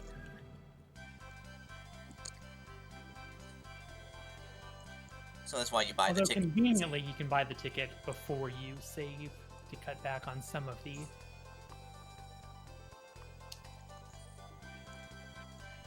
Also, Fun City has a Coliseum in it, too. Yep, and it's been around for like... It's something like they're doing special changes to rules for their 100 millionth anniversary. Need's been around for a while. And yes, Leggy, I will at you next time. I will also at world record steal fail or TMAX. Third try, I'll take that. Oh, easy game. Bunny shoes, no chain. So all that bunny shoes do is they give you a bunch of stamina, which is useful if you're actually taking battles, because that increases the amount of regeneration you get after fights. But more importantly, what it does, you'll see the next time we're in a fight.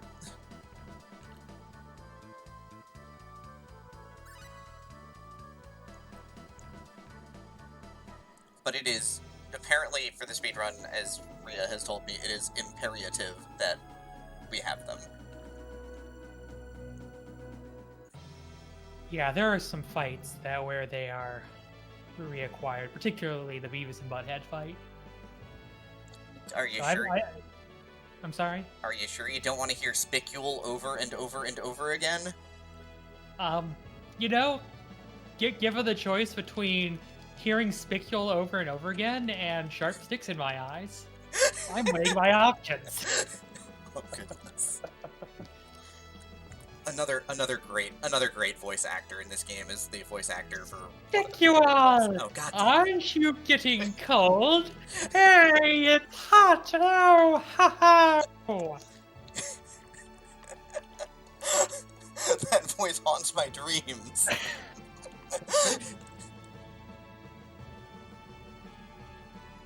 I did not mean to evoke any negative feelings by doing so, but since you brought it up, I had to do it. I did bring it up. I'm terrible. Demarine, stop. What? Inhale. Exhale. Inhale. Exhale. Echoing, please. I need you to stay with me, please. I can't have you, choking on your laugh. I'm fine. I'm a professional. I've done this before. We're good. We get the rune codes, which we need to go and, which will allow us to learn the history of Energy Need as told by the people of Energy Need before the Need Defense Force got their hands on it. Oh, these just unlock the 4 fields. Oh, right. We don't get to the part where we get to see the history of Need without the sanitation of the military. That's later. Sorry. That's a spoiler, everybody. I did it. That's a side quest that we will not be doing. But if you saw a true ending run, then you would get to see that side quest, and you get to learn all about the actual history, not sanitized, but not corrected, quote unquote, by the Defense Force. So the game recommends that you do Field of Love last, which ends up making a lot of sense if you're taking random encounters, because the encounters in that area are absolutely bonkers compared to a lot of the other things. They do the damage, they do the fast, they do everything bad to you. And also you're level 34. How are you level 34 right now? Well, I had Leon killed off on a couple fights, so Claude could gain a little bit more experience. Like, I was literally wiping out in Field of Love at, like, level 70. Yeah, I think the field kind of expects like about 70 to 75. So yeah, so there are some forced encounters here with these Yetis. Leave it up to me. They are trying to get to that button at the back of the screen, because if they get to that button at the back of the screen, they will blow up the hallway. I'm gonna guess that we are not meeting the avalanche incentive.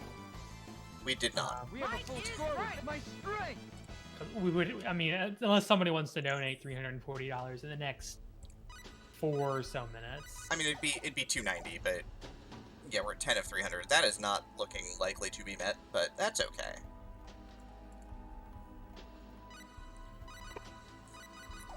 Also, the Yetis can drop rainbow diamonds and give a lot of experience. Actually, they give a lot of money. They give like 54,000. They don't give money. I think it's 4375 experience and 54,000 full. Oh, right. Thank you for the correction. What I do.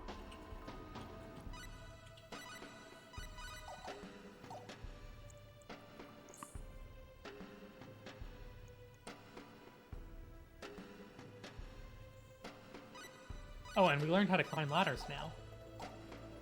Powerful.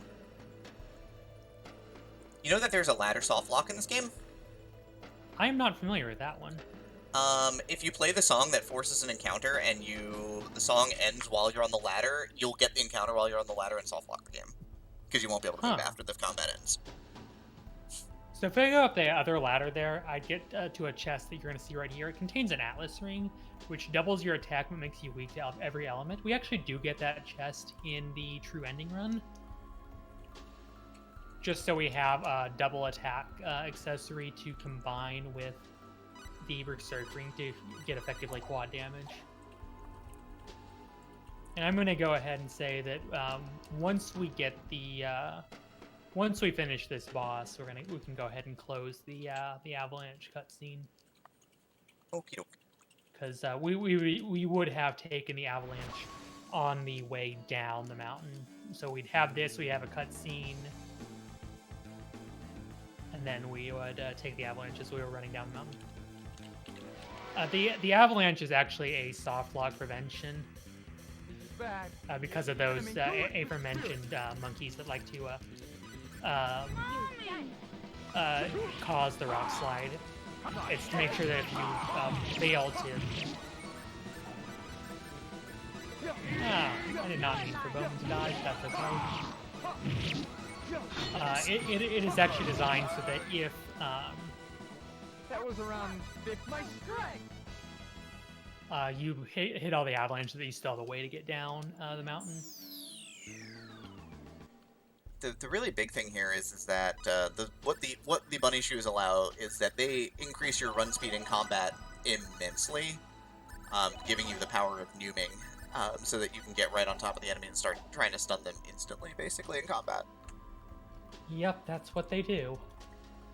Or in this case, it got Claude punched in the face for half of his health bar, but if without the battle suit, that would have just been immediately lethal.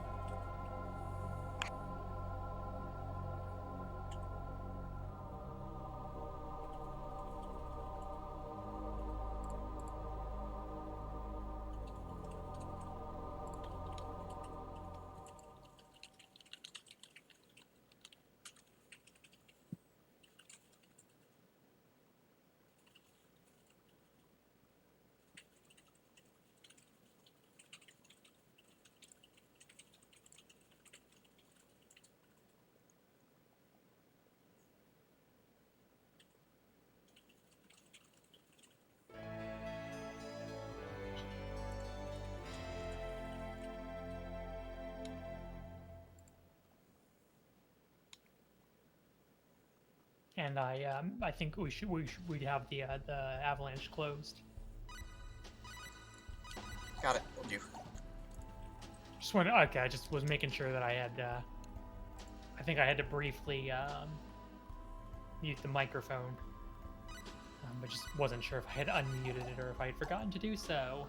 No worries. I have done that because I actually did that before when I went to use the restroom during the tech issue debacle. And I was like, hey, I'm trying to talk, and then I only realized like a couple minutes later that I did not unmute my microphone. And so you could not hear me trying to say stuff. And then I was just like, wow, I am not being particularly wise at this point.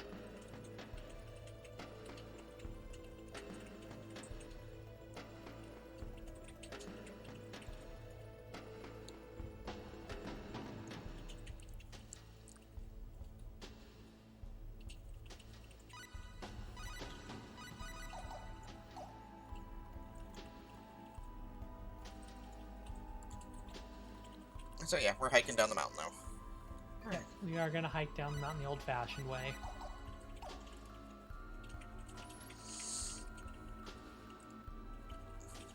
If I were to go on that ledge there, I could trigger the avalanche to get me down the mountain. It turns out that because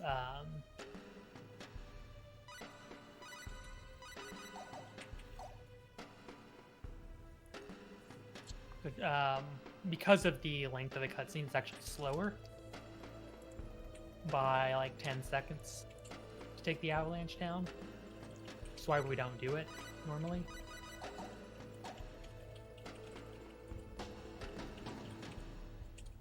Now we're going to head to the field of intelligence, which is supposed to be the field that you're supposed to do first. So what the game wants you to do is expecting you to do first. So more worst music in the game. Sorry, everyone.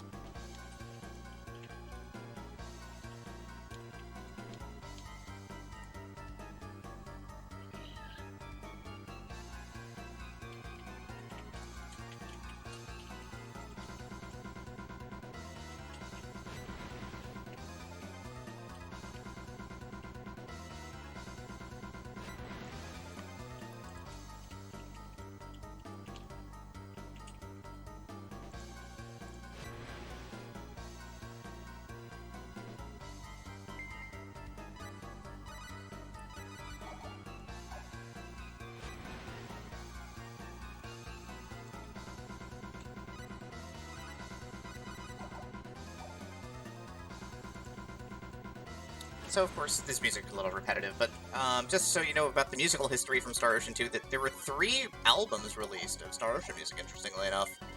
Star Ocean 2 in particular had the main soundtrack was released, as well as an arrange album, and something called Fantasy Mega Mix, which was an arrange in a lot of different and neat styles.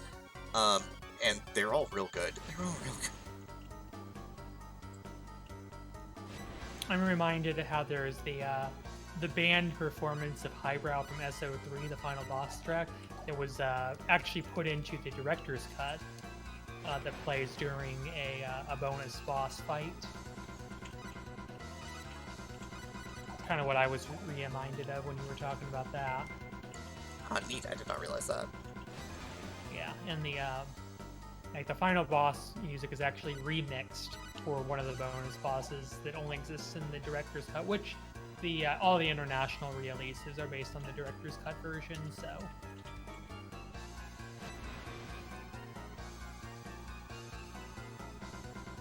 But yeah, like the sound quality for earlier PS1 RPGs is not exactly fantastic, but a lot of the remixes and remakes of the music from Star Ocean 2 are just absolutely incredible and really kind of show you what you can do. Which version of Star Ocean 3 is better? Definitely the director's cut. Yeah, at least it will just hang for 10 seconds instead of just outright crashing. I'm just gonna leave it at that. They're what we infamously refer to as tri-aces. That's what the runners call them. The games are wonderful. They just occasionally have problems. But yeah, so we need to we need to hit all 6 of these switches to open up the door to the final boss here, so it's gonna be some running in circles. Well, I think that not the final boss, just the dungeon boss. The final boss of this dungeon. And the first boss of the dungeon, mind you.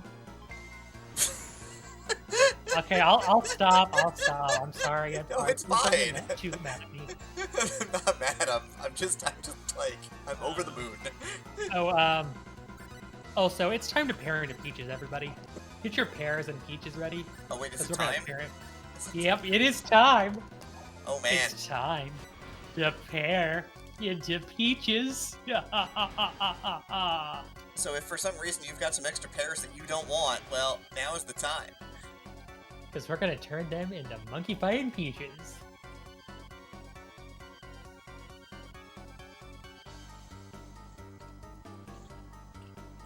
Also, we grabbed the fairy glass because that will give us a temporary time in battle where we can use abilities with no mana cost.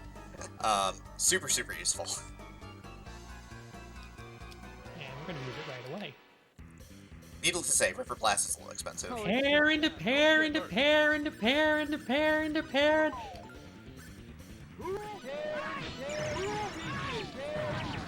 So we do want to get behind this boss, because if we don't do this, what will happen is the boss and the pods fire all sorts of lasers around the field. The boss in particular will kill you. The boss laser does, like, infinite damage. Thankfully, it only hits right in the center, but, you know, there's 2 bots are right in the center, right in the line of fire. Yeah. They also like to throw bombs and flame at you and all sorts of other assorted nastiness. I really just... I don't have the time to deal with all of that nonsensical.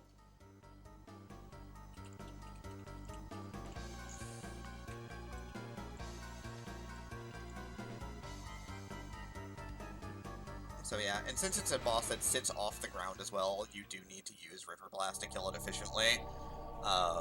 Yeah, I mean, you have the other options. You could use... if you had Dragon Howl, that works pretty well. So we use... we do use Dragon Howl on flying enemies in the bonus dungeon.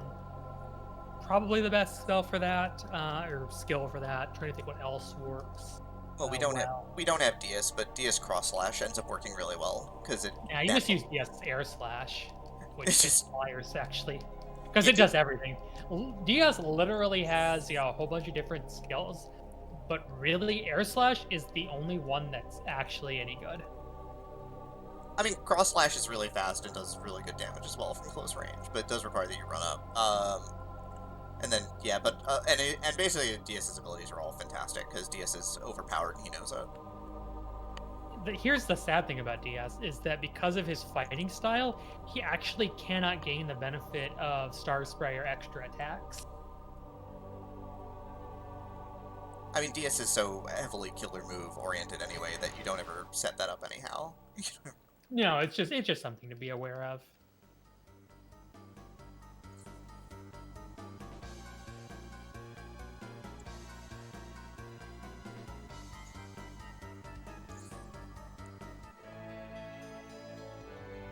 So we get the second jewel, the Jewel of Intelligence. Get this second red rock.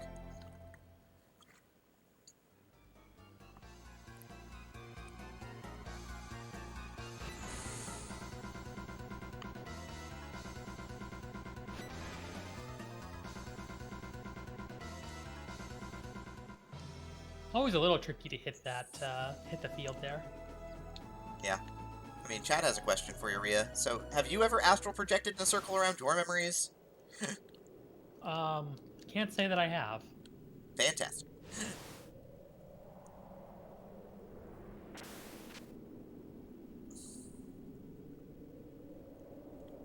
Now it is time for Field of Love. I can tell you that this field does not love me at all.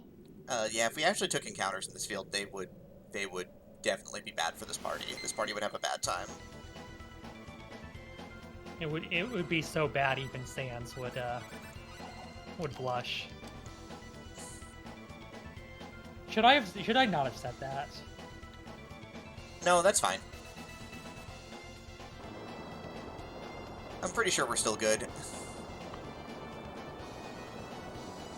Well, I mean, I didn't feel like it was like inappropriate. I was just worried if it was gonna get you to throw tomatoes or and/or bricks at me. I mean, can I throw breadsticks at you?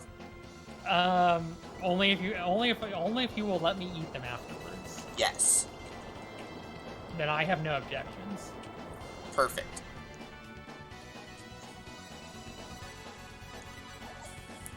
If I throw pears at you, will you throw peaches back? I don't know if I actually have that ability to. I don't actually know if I have any peaches offhand. I'm gonna take a safety save though.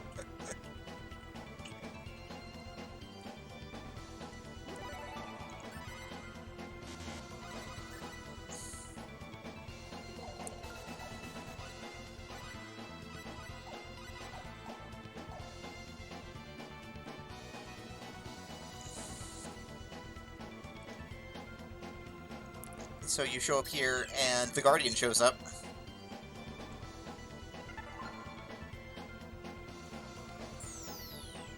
And decides to hold Leon hostage.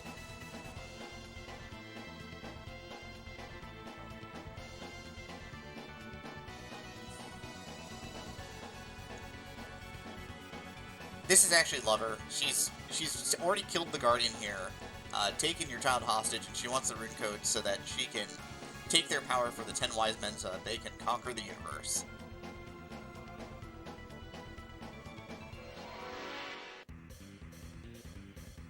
Here it comes. I'm not scared. Well, the party is doing what it does best. Dying horrendously. Oh, ow. You hecking know it.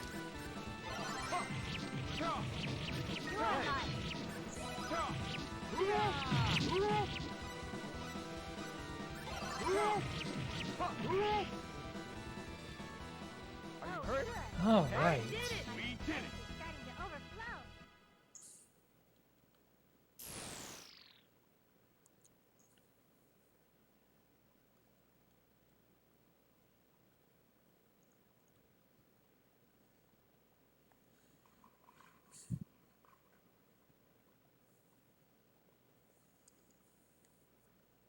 Also, if you do play through the game, the jewels each are showing memories of things that have happened to both Rena and Claude.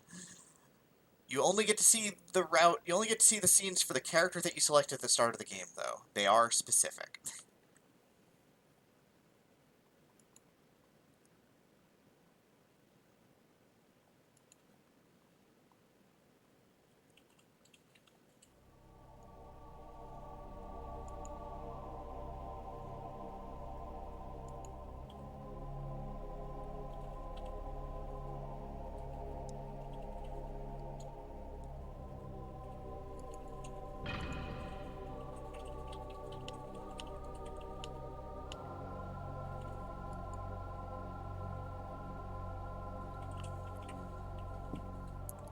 It is important to note, Claude is a rebellious teenager. Claude does not realize that Claude's dad was once a rebellious teenager as well. Weird that.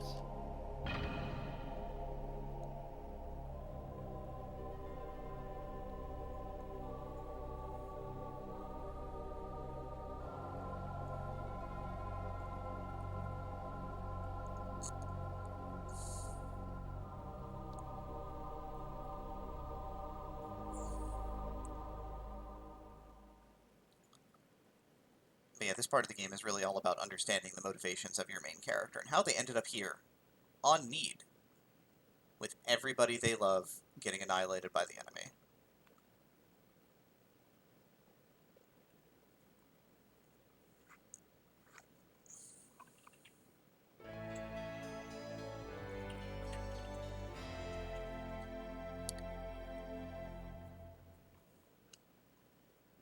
All right, we are 3/4 of the way done through the 4 fields. And we are about 3/4 of the way done through the game.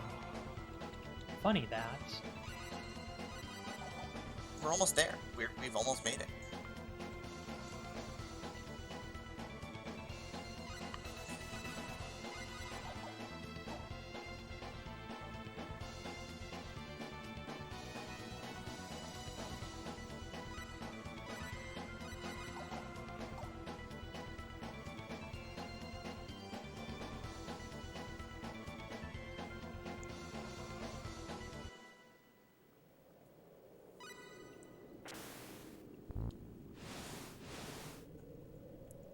So we're gonna fly on.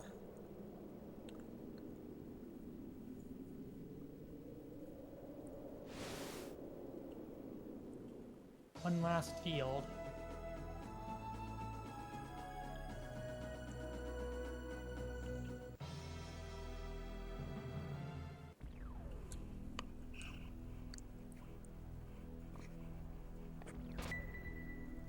The Field of Courage, which if you read the plaque right at the front of the Field of Courage, it tells you just to continue moving forward.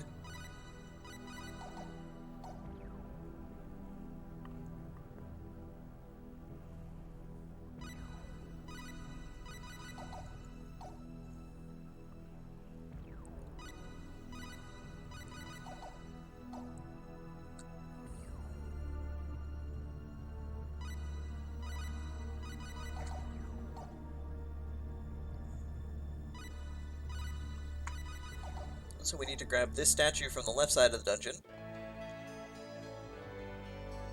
and take it to the right side of the dungeon. Yep.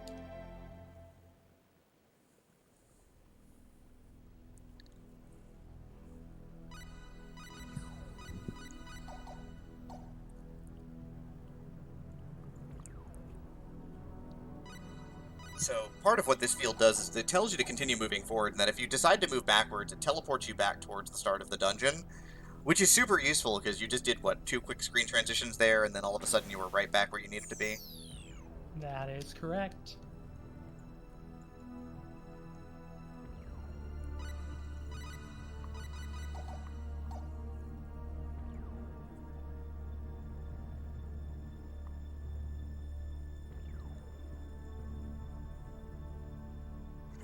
So we're gonna put the statue on the altar, which definitely seems like a great idea.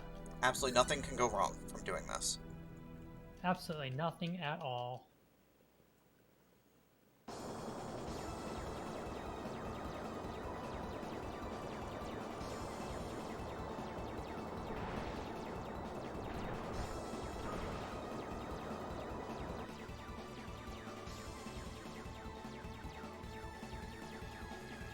Items, attack file. I won't move. Do it with spirit. I thought I was doing And we got it. You got the stun, it's over. GG. Looks like we will advance forward. I did it! As Bowman says, do it with spirit. We didn't even use Spirit Attack, though. Yeah, spirit attack's real bad. It's not good. Just to point out, a good rule of thumb for routing and keeping an eye on the time is that from the time we get this last jewel, it's about 1 hour until the end of the run. And it's pretty consistent, honestly, short of, you know, Wiping to Beavis and Butthead. wiping to Beavis and Butthead. Yeah.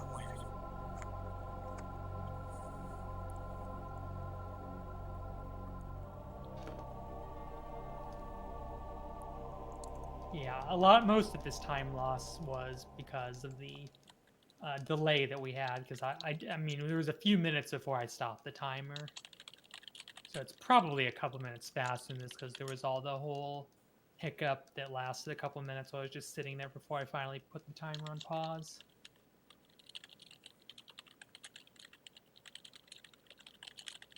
Not a huge deal though.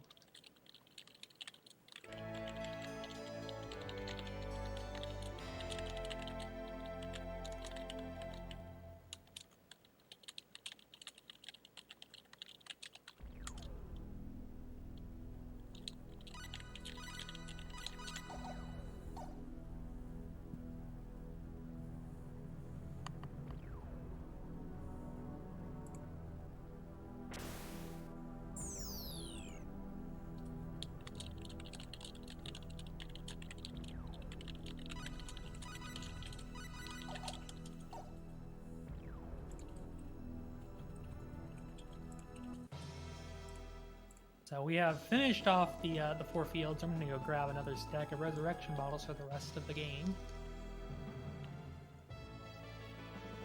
So we only had 1 left. I kind of like to have more than one for the last portion of the run. I mean, And, you know, and I did buy a couple of cure stones. I remember doing that just in case I need those for the Beavis and Butthead. yep. So you have all your safety mechanisms in place, and that's good. Yep. Now we're gonna head to the fight with the wise men.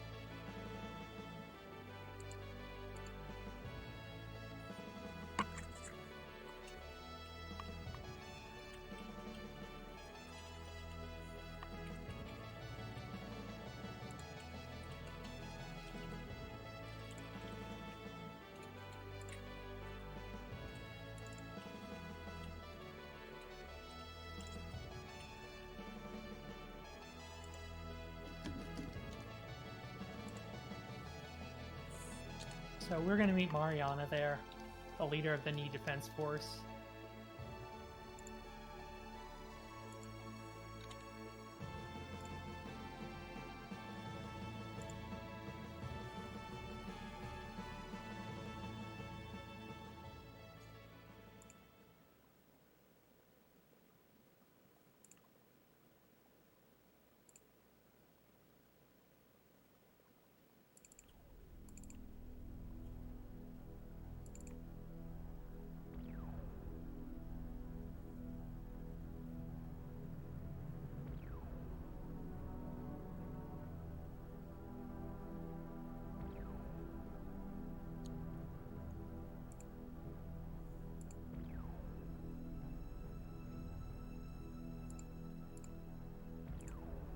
Okay, so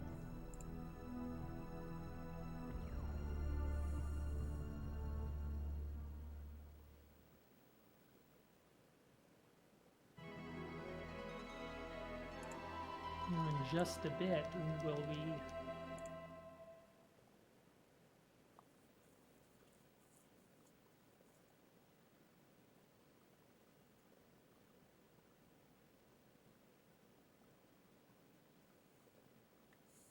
something. I'm now drawing a complete and total blank. I think I'm getting a little tired. Also a little. I mean, I did have a snack and I did have some food before I started, so. Yep.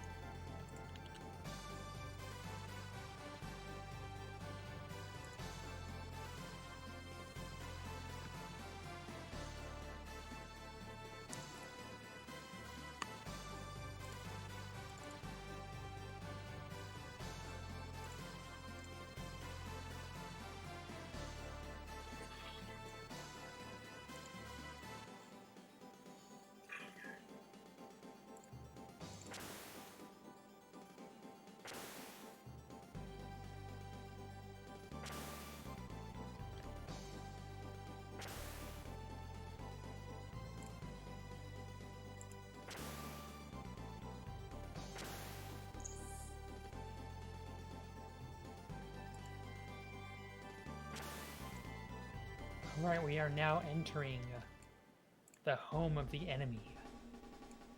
We are entering their headquarters.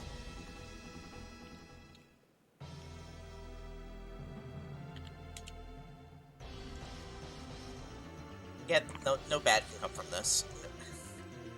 Nothing whatsoever.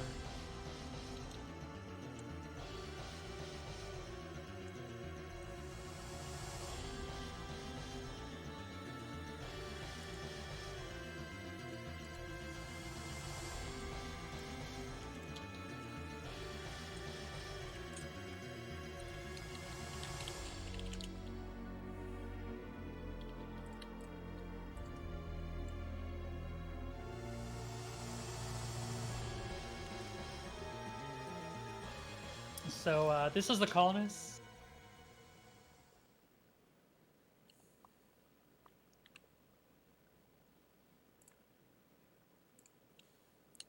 Live and on the big screen.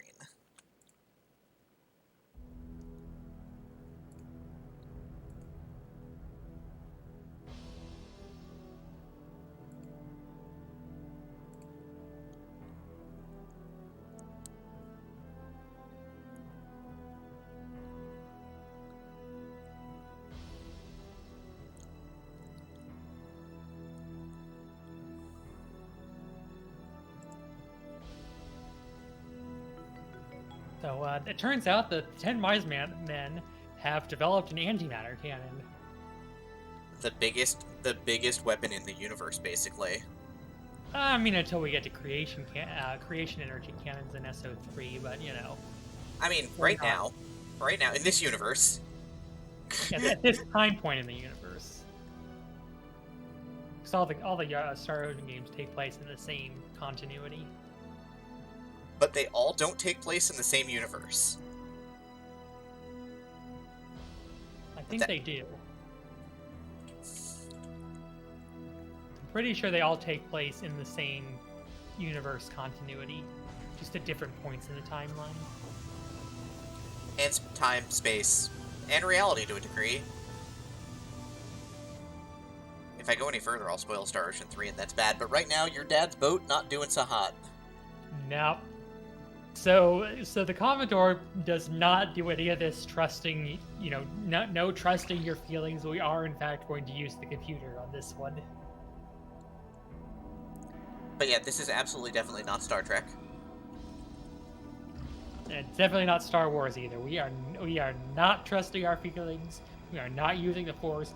We are 100% definitely using the targeting computer. But yeah, we fire back. Because, rather than trying to evade the shot that is absolutely going to kill us, that is going to be completely lethal. Right? This is not a spoiler. The helmsman says, our shields are at 20%. If we take another blast, we're dead.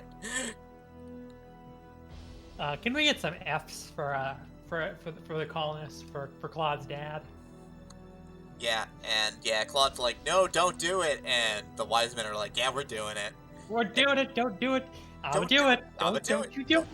I'ma do it.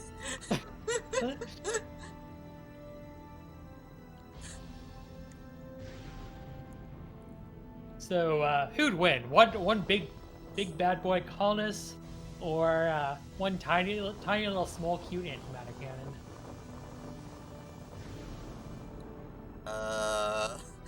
Things not looking so hot for the colonists here. Ooh.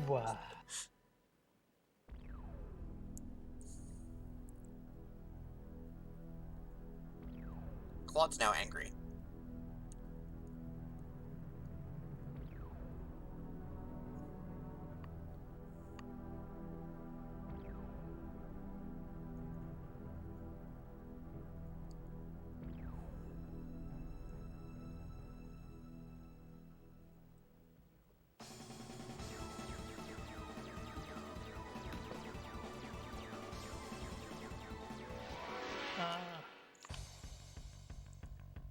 This is bad.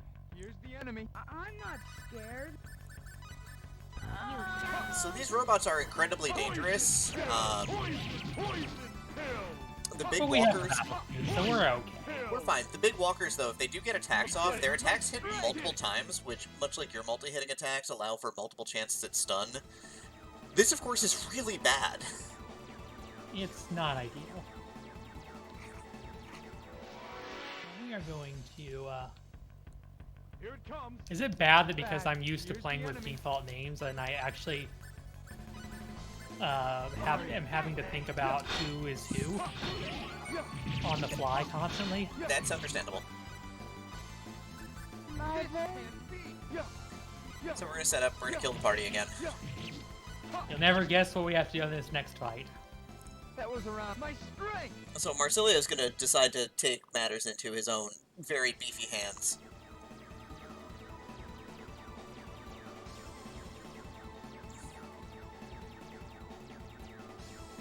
Claude's like, I'ma kill you, and Marsilio's like, God, you're funny. That ain't gonna work. This is bad. Here's the enemy. Also, this music rules. Mother.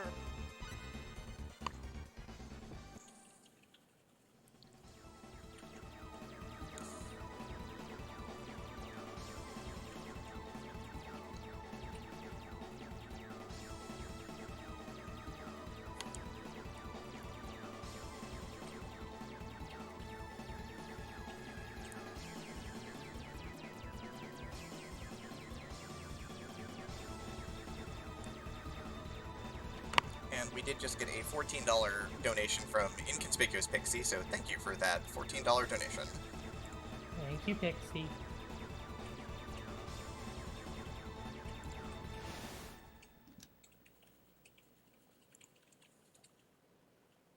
I'm about 95% sure I know who she is.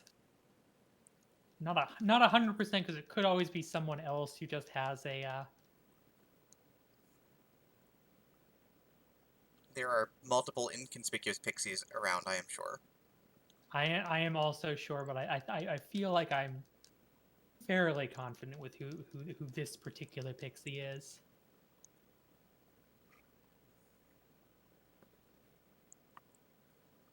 And if it is her, I am required to let her know that she is cute.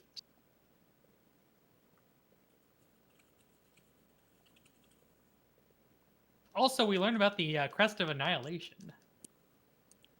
So you know that antimatter cannon, right? Not actually the most powerful weapon in the universe.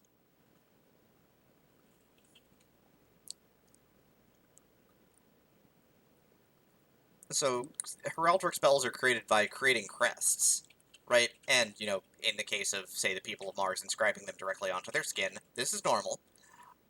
They just did tattoos, and that makes you magical. Yeah, Instead of a... SO.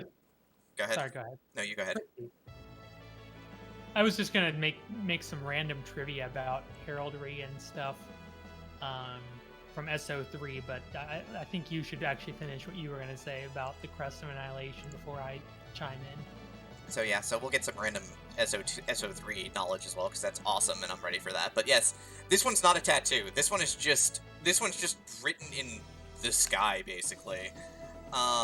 And it has the power to collapse the entire universe into itself. This is a little bit dangerous. Yeah, apparently what it says in the SO3 encyclopedia is that the reason why they're tattooed on the skin is because the efficacy of heraldry decreases as the fourth power of the distance between the crest and the wielder. Rune Full Moon and an encyclopedia.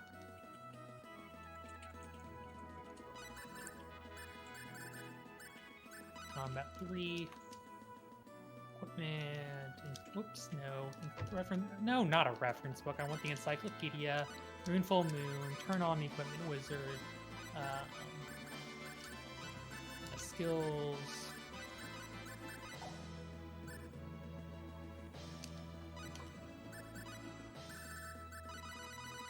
You can, in theory, go out of your way to get a Rune Full Moon in the Sinner's Cave, but it's out of the way.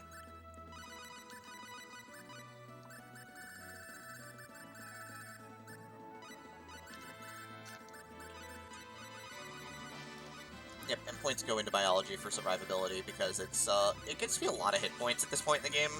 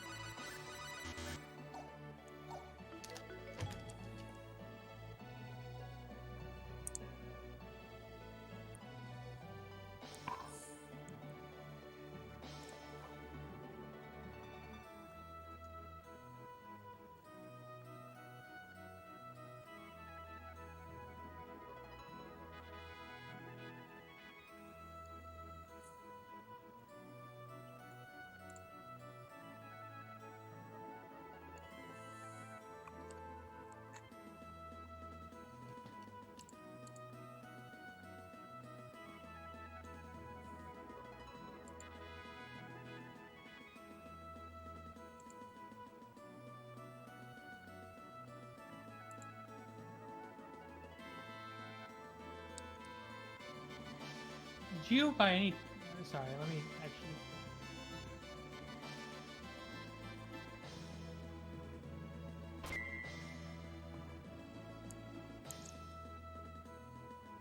Oh, never mind.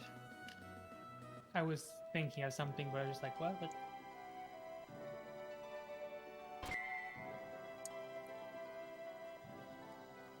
I'm apparently losing all sense of what I'm supposed to be talking about now. We're gonna get some history here.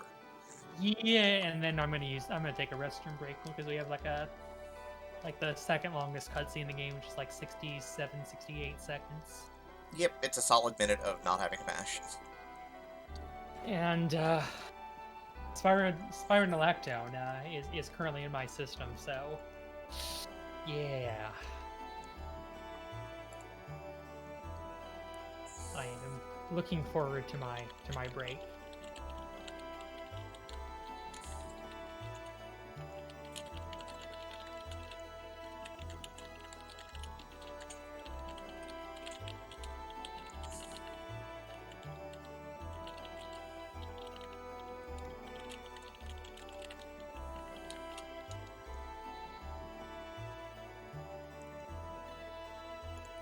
But yeah, so we're here.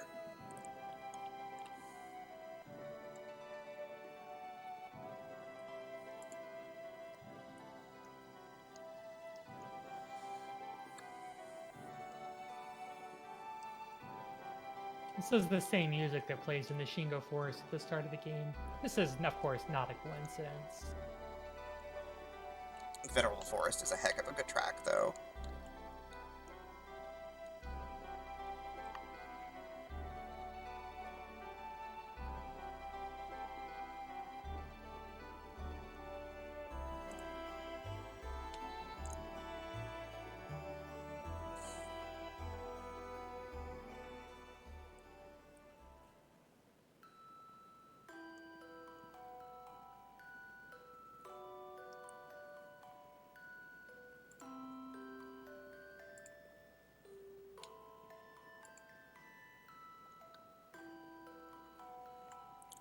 Yeah, the world is going to be destroyed. There's a great cataclysm that destroyed the original need, which is why we're actually on energy need.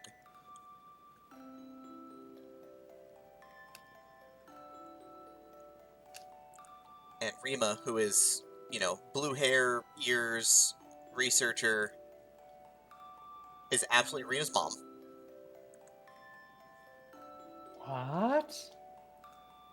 What you say? And, yep, I know, right?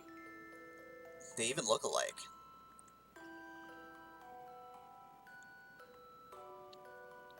But Rima kind of knows that she can still save Rhea here. This can happen, but has to use some technology that is not terribly well tested for teleportation across time and space.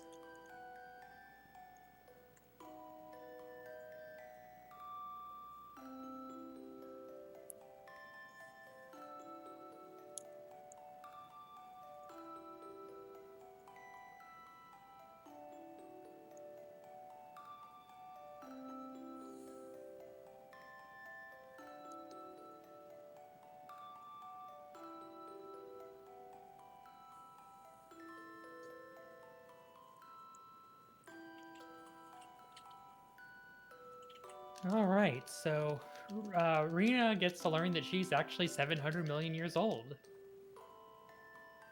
And that she jumped through time and space and made it to expel thanks to the power of the energy released at the moment of the annihilation of the Heraldry Weapons Lab and the device that Dr. Remo was working on, and some, you know what they say, any sufficiently crude magic is indistinguishable from technology.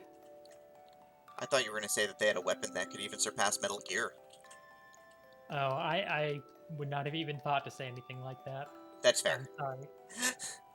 I never played any of those games. That's also fair. But yeah.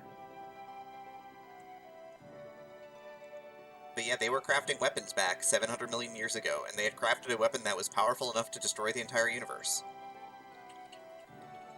They do like to do that a lot. I don't know what Need's business is with destruction of the entire universe, but they've had the ability to do it multiple times at this point.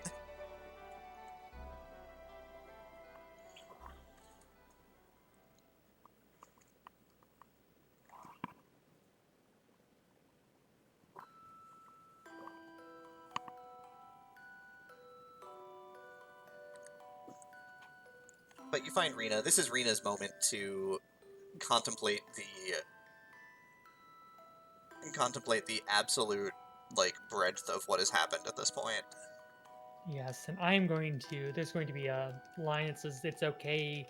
You don't need to hold it all in. We're all here for you," or something to that effect. And then that's going to start a 70-second cutscene. And I'm going to go use the facilities, so Demarine will have to fly solo for a minute or so. I'll get to do hosty things. It's great. Oh my! You can talk about the future incentives coming up. Yeah, or the last day of the marathon coming up. It's What do you say? I know we've been at this for 6 days already. Holy carp! BRB. Alright.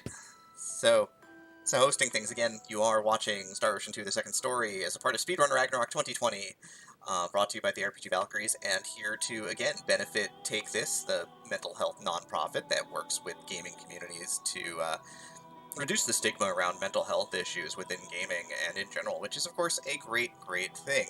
Right now, we are kind of pushing into our final day of the marathon here, Thursday, Friday, and then Saturday, so about a day and a half of marathon left. Upcoming donation incentives. So we are going to have to take a few minutes for Indelicio here, which is going to be awesome, actually, because it's a good fight. But yeah, upcoming. Let's see what we've got upcoming. Let me pull up the, let me foul this up for a sec.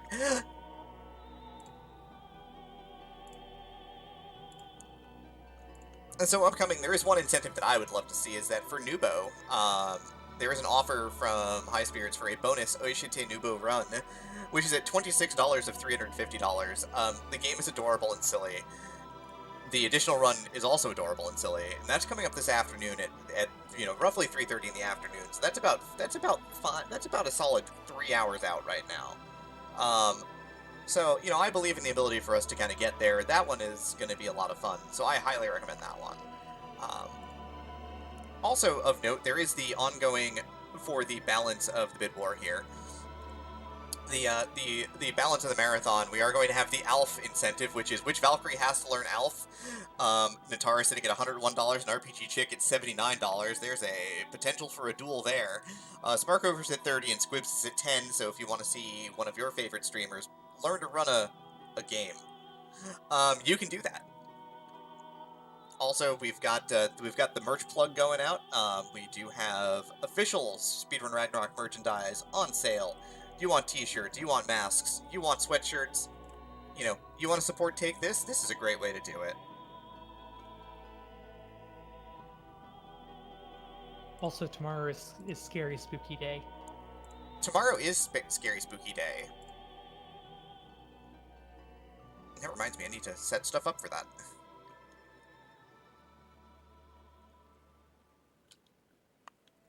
And of course, also later tonight, there is the Dragon Warrior Randomizer coming up as well. That is this evening.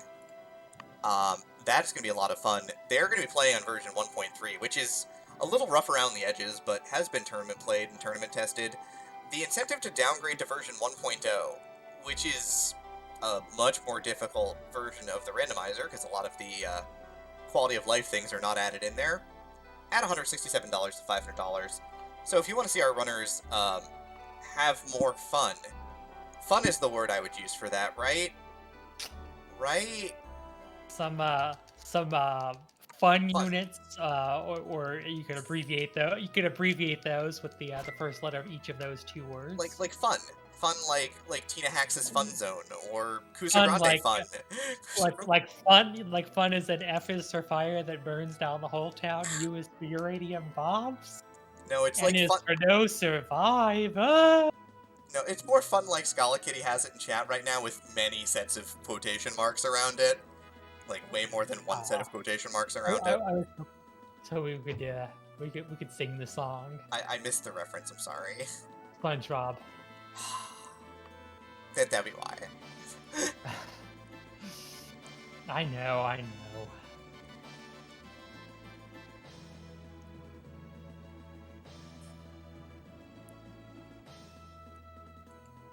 But yeah, if you check out the incentives page, you can see what's still out there. If you want to check it out through the donations page, please do. Again, all your donations going to benefit Take This, so thank you so much. So we get the knowledge of how to create a weapon that will destroy the universe, or at least destroy the 10 Wise Men. Yeah, we're gonna learn how to make an antimatter sword.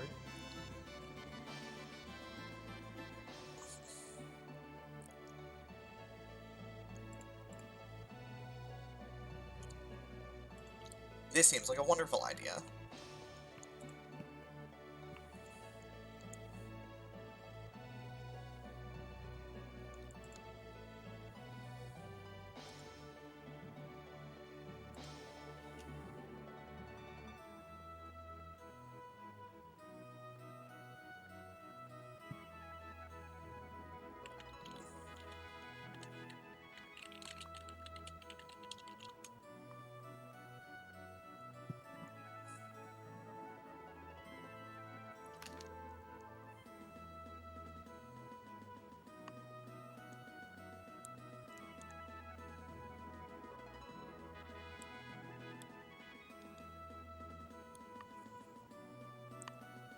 So yeah, now of course,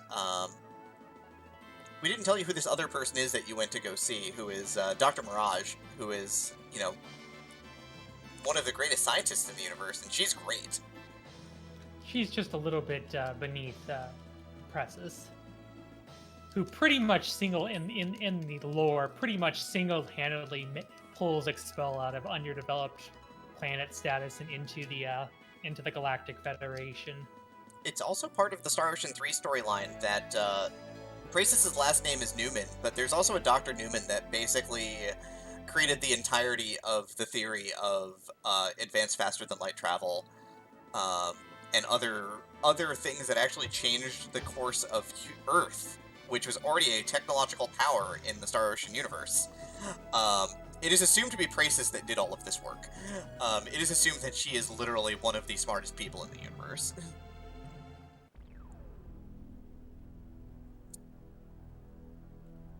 Also, Dr. Mirage is kind of a jerk. She knows that she's better than you. Chain off, earring on.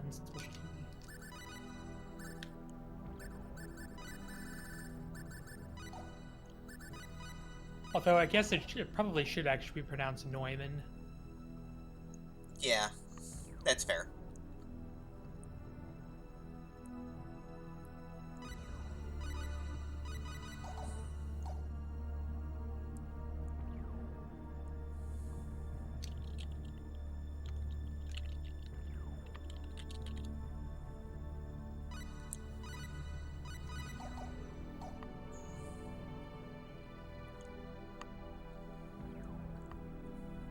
This is not a hard fight, however, sometimes this boss can just heck you. And in recognizance of that fact, we are going to go ahead and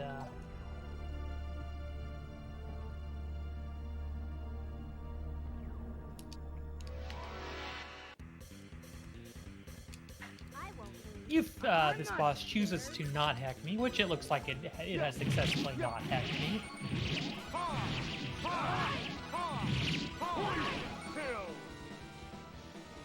Looks like we won. Oh, good.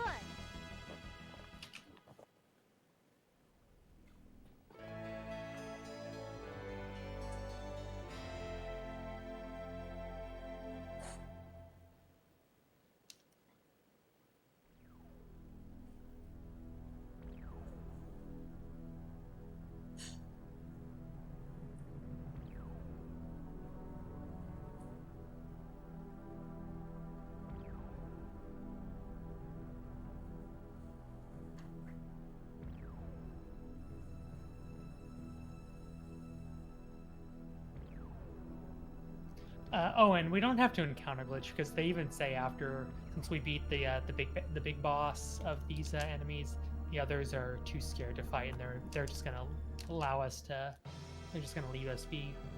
Which is why we didn't have to encounter glitch on the way out. So I'm gonna take the LEA medal, the anti-proton matter that we got from killing the boss, and give it to Dr. Mirage, who's gonna get to work making these anti-proton weapons. And in the meantime, we are going to go to Fun City because the mayor has told us to go there, use their advanced hologram technology. To think of, like, I know it starts with letter H. It's just like which. Yeah, we use the hologram technology to fight against simulations of the 10 Wise Men, so that we can prepare ourselves in combat simulation while Dr. Mirage prepares the weaponry, so that something will be able to fight.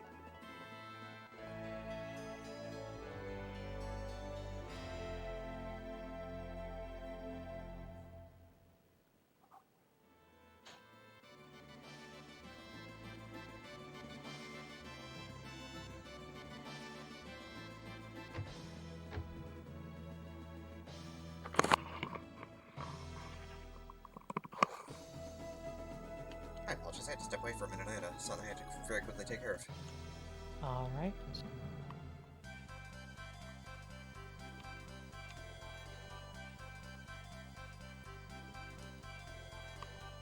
Now I'm just mashing through some text, and then we'll Dr. Mirage will show up after 3 days. Don't worry, that's 3 days of in-game time, which will just pass by. Cue the SpongeBob narrator.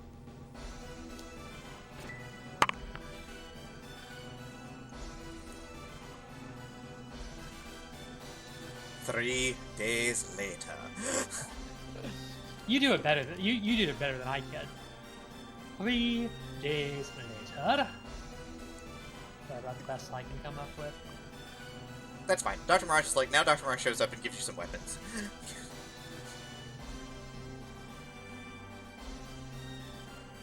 Ugh.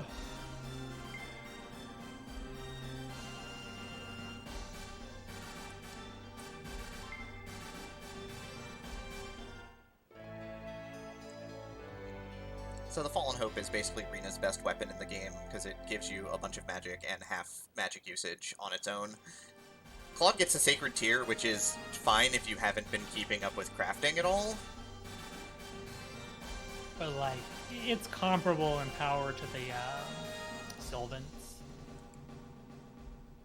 which is still like 400 points weaker than E-Sphere.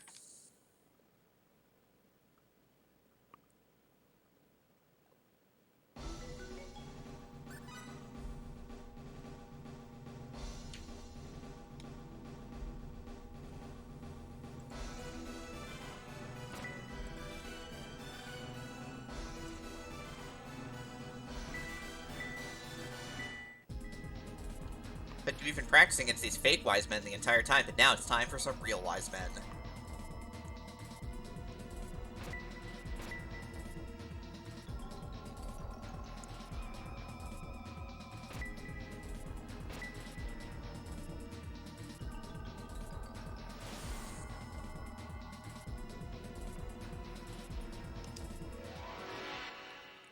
And Marsilio's all like, I'm going to embarrass you, and here, have some more really good boss music.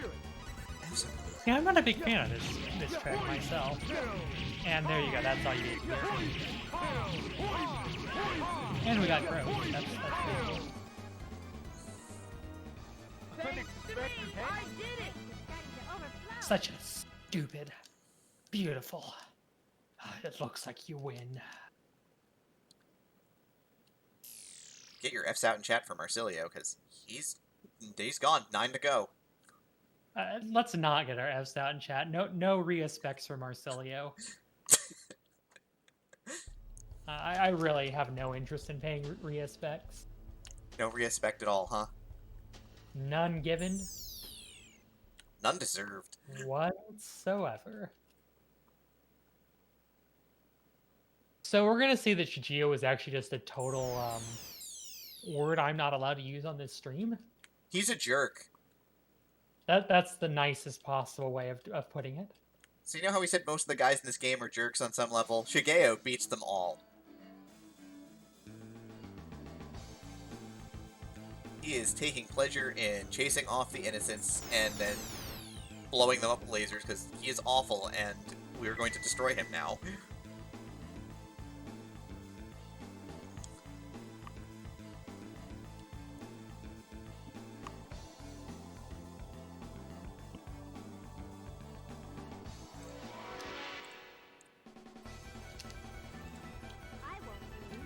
Well, it was nice knowing you, Shigio. Actually, no, it actually was not nice knowing you whatsoever.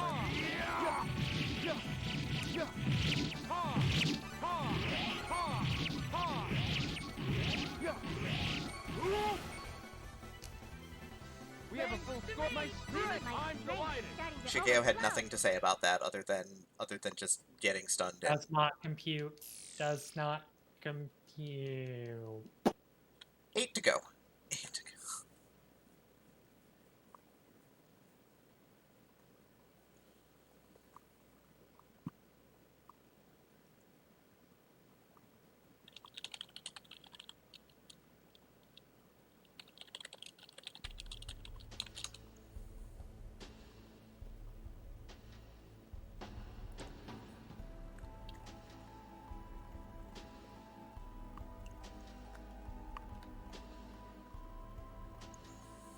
So now, of course, the 10 wise men are smart, and they decide to go after Dr. Mirage at this point. I mean, she's already given us the weapons of enemy destruction, as you can see, and they work real good. But they still want to take down Mirage anyway, Why? Because they're jerks. because they're all jerks. They should Am just I a call. jerk? You're not a jerk. You're good. Because I'm kind of killing a lot of people. You're not really. Like keep in mind that on my file, which I finished the game on, like when I got to the final boss, I was at like 400 some battles completed. I heard a lot of I heard a lot of random encounters. Here it comes. Stay focused. But here's Burl. He's annoying. He'll put up this bubble, which causes him to take no damage for a little bit. Yeah.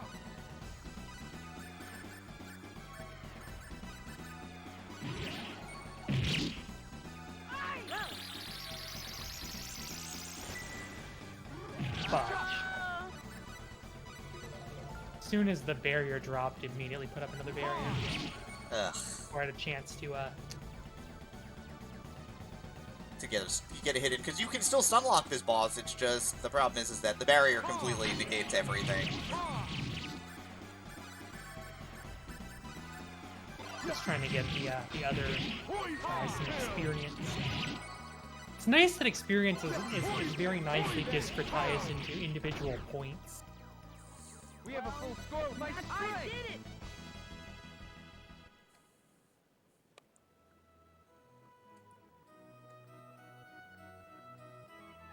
I thought you were dead. No, I'm Dr. Mirage.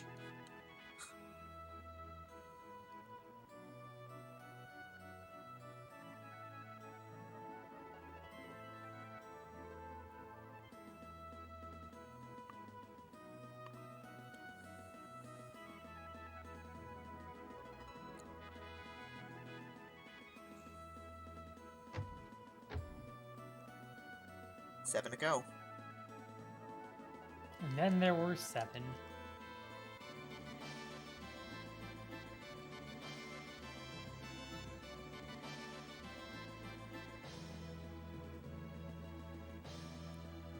And now it is time to take the fight to the bad guys. Gonna head to Laqua.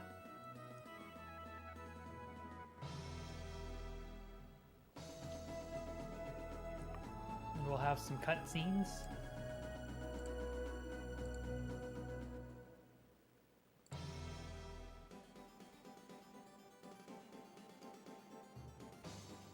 So we have to go find Mayor Gnarl, who's in the dispensary.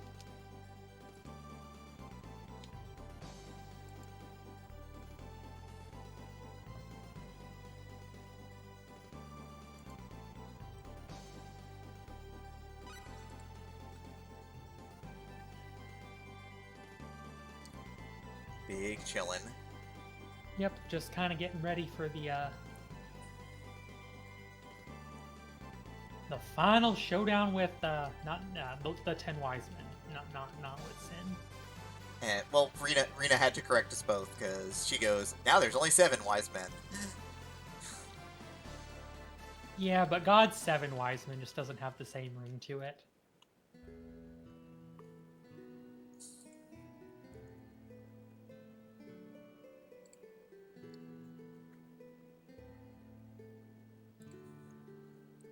God's 9 wise men and their murder bot.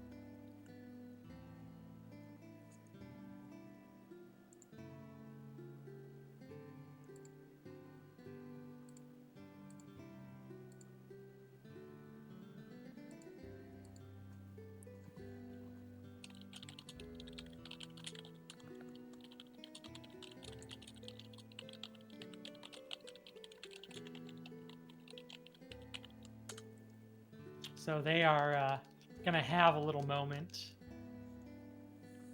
Although thankfully the game is nice enough to keep it discretion shotted.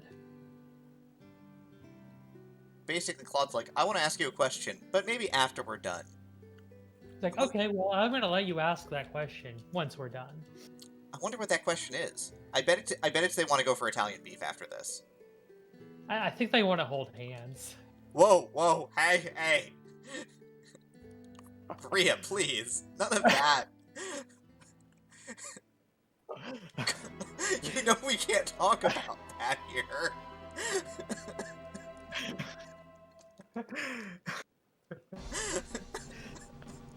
And now Demi and I, neither of us can breathe. I had to say it. Thank you, Scala. Scala reminding us this stream is longing looks only.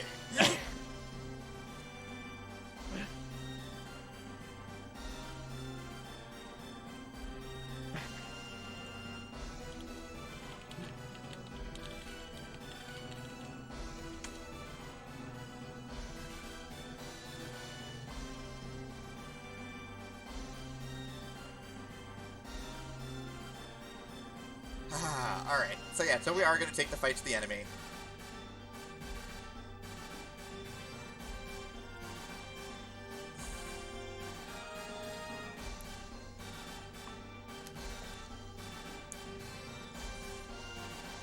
Dr. Mirage is like, we're going to use the power from the 10 wise men to, you know, change space-time a little bit. And explains the game plan is to switch, is to make Expel real again. Yeah, we're going to take the expel that exists in the past and transport it to the present through the power of magic.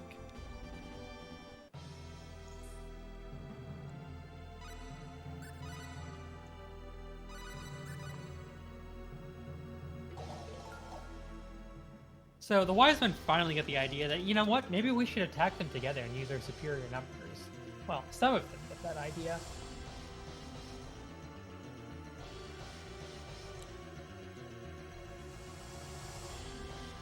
This fight's a little bumpy casually.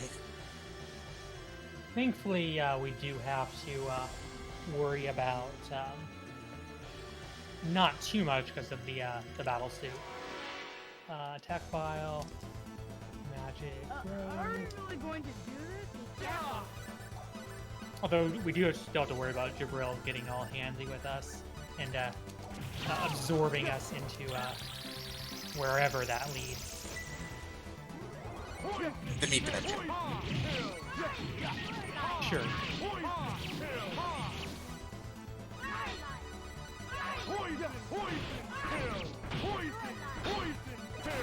There we go. That wasn't too bad.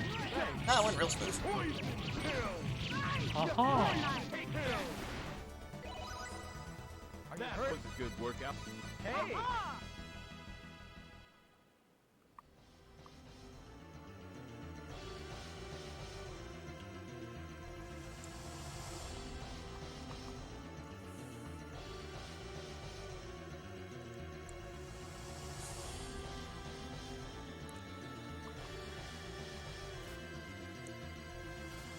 Alright, do some hints.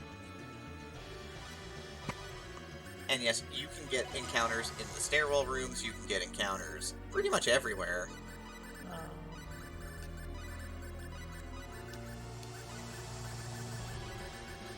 Except floor 6.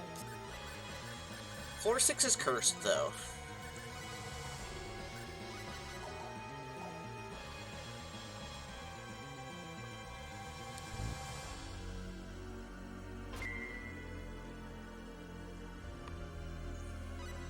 But yeah, encounters in this area are full of mechanical enemies. Again, the big walker mechs with the machine gun noses can hit you multiple times, stun you, and then just, basically just tear through you like you're not there. Spider mechs are a little annoying, but they are fightable. Like, casually, they're just fine. There are also other enemies that have the ability to if on successful attack hits, eat your party members, which removes them from battle and treats them as dead. We're not going to see any of that, though.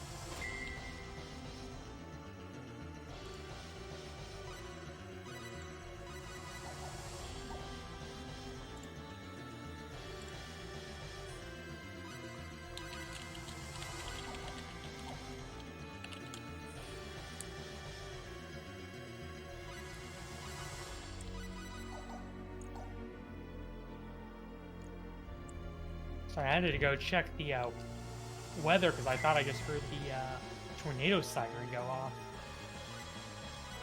Oh, that's the scary stuff. Hopefully that's not the case.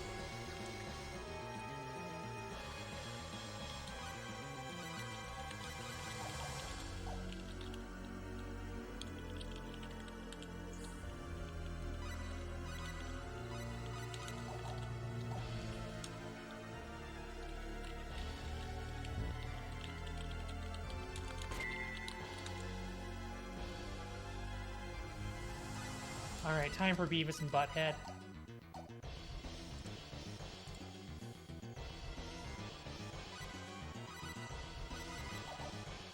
So, if this fight goes well, we will not get very many voice lines.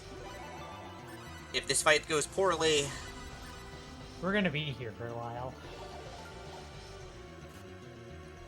It's That's hot. what will happen if... It's... We will not be cold. I will not be cold any longer. That is for sure.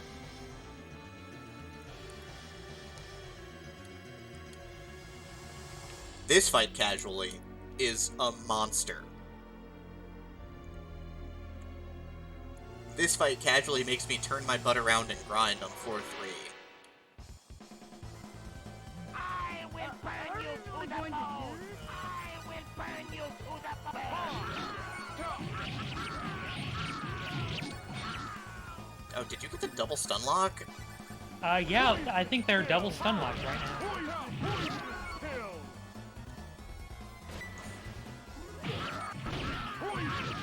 Oh, there, that was a fight. That sure was a fight. That was probably gold. They decided to stand on top of each other for the first time ever. That's pretty rare. They were exceedingly generous. They just decided they didn't want to obstruct me today. They just let the tech issues do that.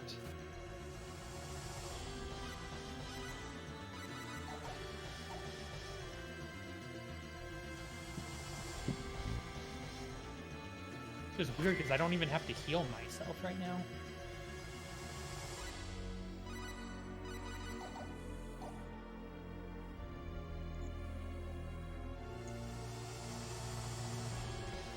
So 6 is the puzzle room. You have to hit the switches in a certain order to open up specific doors because you need to get to single buttons. And the single buttons are what let you make progress through the area. And as I had mentioned before the boss, no encounters in these rooms. Yeah, you get a breather here at least.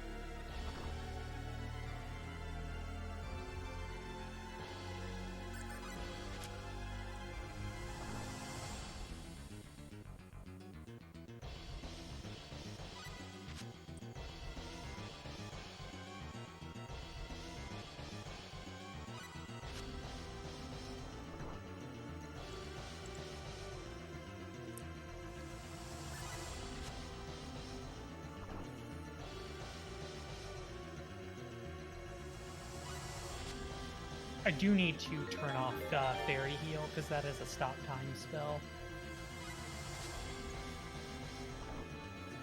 I'll go ahead and do that while I'm encounter glitching when we get into the stair room. Switch team, arena. Oh, I need to also put on Firebird attack, because the last two bosses are both considered floating enemies, even though they float like 2 inches off the ground. But because they are considered floating enemies, the AI for your party members won't even try to use killer moves that would actually work on them just fine, because they don't have the float flying flag on them.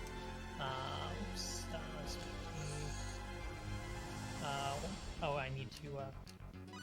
I'll do that after. I'm trying to think what I needed to do. I do need a science skill. Thanks. Oh, and accessories as well. It's like I knew there was something I needed to do.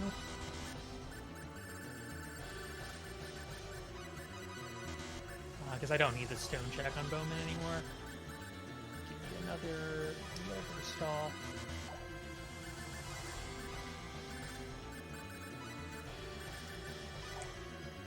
So what the reverse dolls do, by the way, is that they are accessories that give you resistance to all elements, but also if you die, one will break and resurrect you.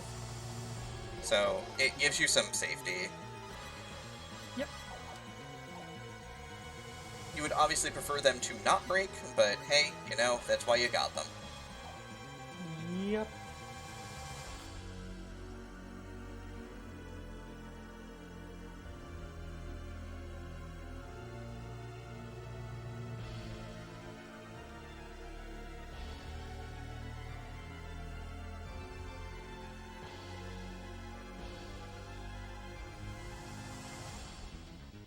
And now it is time for Decus. This is Cyril. Dex was part of the last fight. Oh, right, Decus, sorry. Yes, it's time for Cyril. I mixed them up. They are very interchangeable. It's not the only game where I have a Dex that's part of the Beavis and Butthead.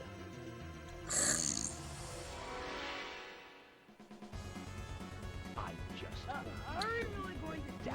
This boss track, of course, is a Motoi Sakuraba special. The incarnation of Devil. Yep.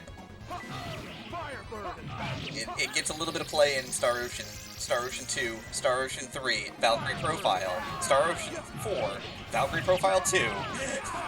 Probably in Radiata stories as well. Well, that was pretty convenient. We didn't get to see any window destruction. Yeah, that's probably for the best. Oh, no, it's definitely very nice that it didn't happen. It's probably for the best. Receive the wind of destruction.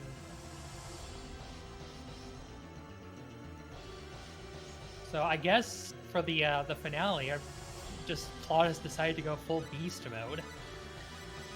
Yeah, Claude's like, don't worry, I got this. It's like, Claude, you never got this. It's like, no, I got this.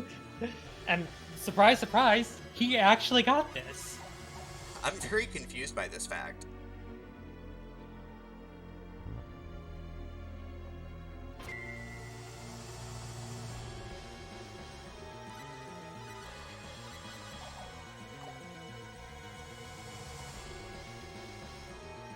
I mean, if you wouldn't mind just letting everybody know that we've got about 5 minutes left in the run, and then 8 to 10 minutes for unlimited indie. Yep, that's already taken care of.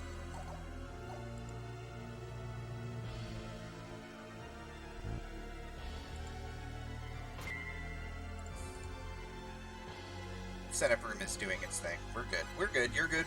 You're good. We're good. Everything's good. Well, that's good.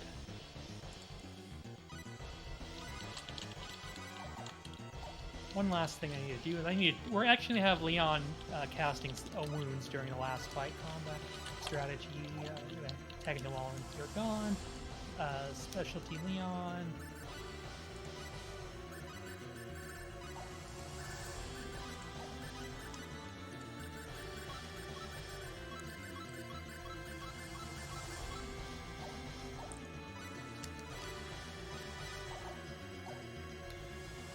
I'm also gonna give Bowman a protection ring in place of one of his, since we didn't use we did not break a protection ring.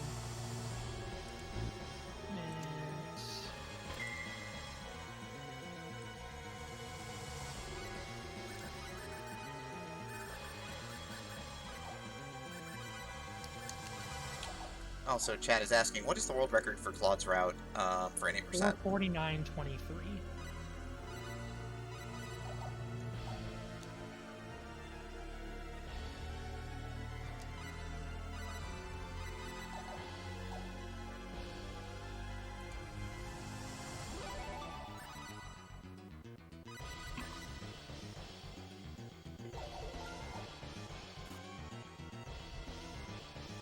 And up to the final showdown. And then we'll fight Indy again, except harder.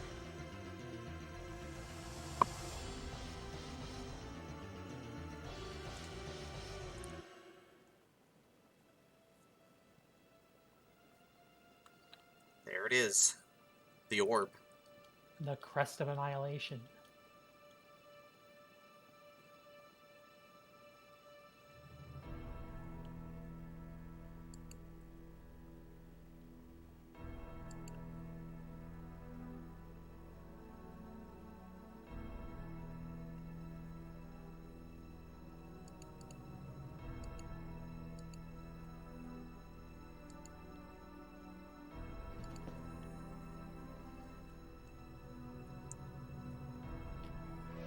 Indelicia is referring to Philly as somebody who we have no idea who she is. I'm coming. Are we really going to do this? I'm coming.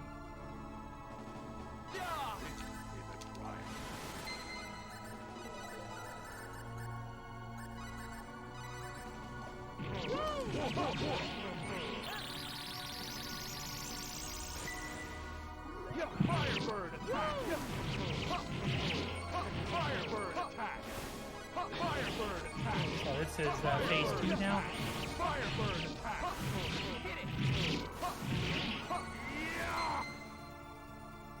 Are you telling me that you deny the downfall? Your fate will never change.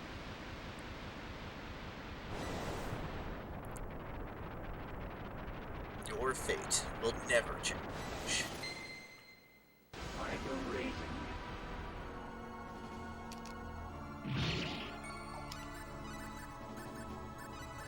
Firebird attack! Firebird attack! Alright, time. Firebird attack! Firebird But a couple minutes late, a couple seconds late, 5:04:43 was the time I had. So, rather than going through all the endings, since we did lose a bunch of time to the tech issues, I am going to just go ahead and Are you hurt? move us right along to fighting Super Indy. See if I can do this on no practice. Just need to make sure I am still on fast disk speed, which I am.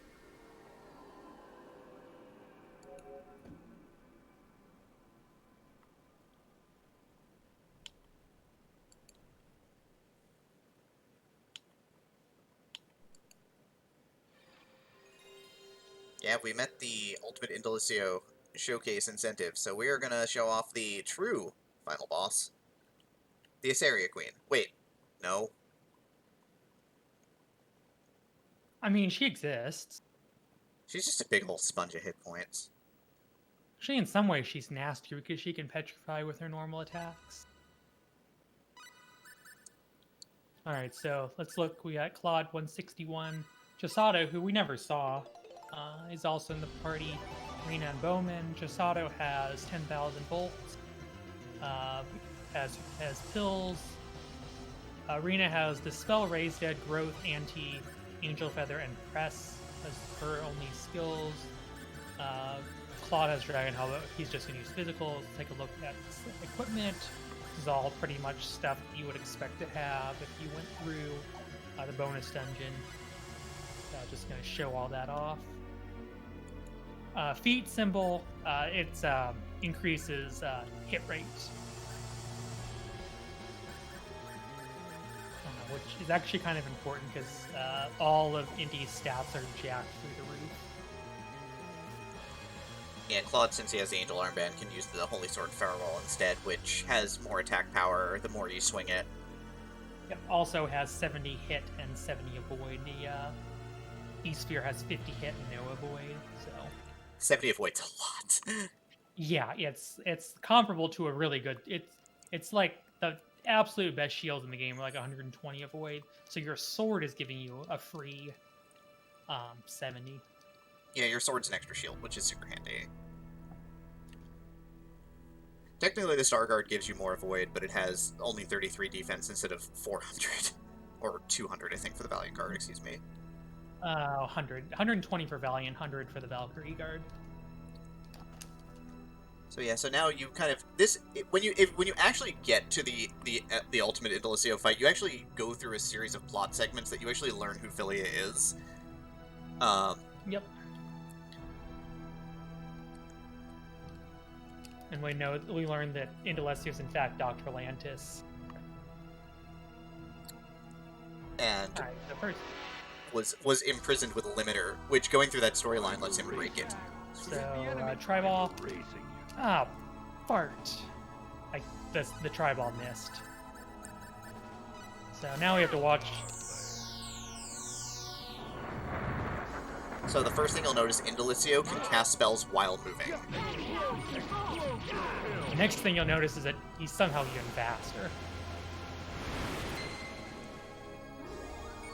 Explosion kill.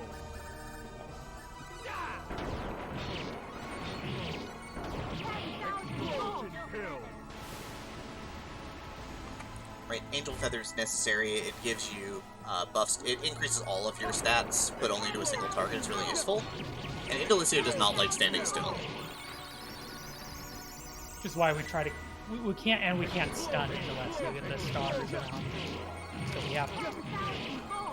Thankfully. Well, now Indy got in.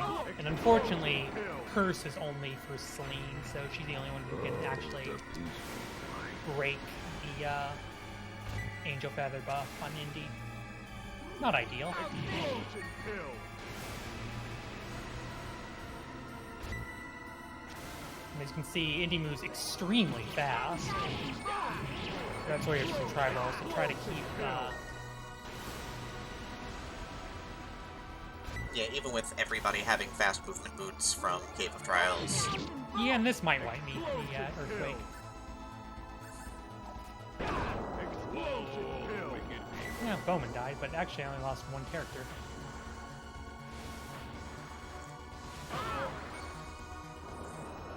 Well, I'm kind of up a creek right now.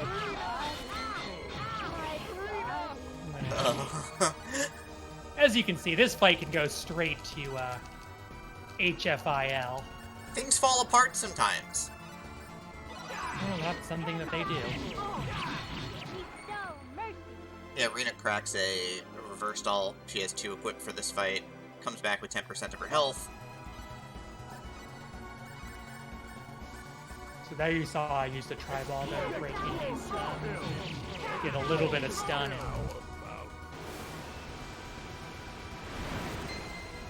we'll do that again. Explosion kill. Explosion kill. Explosion kill.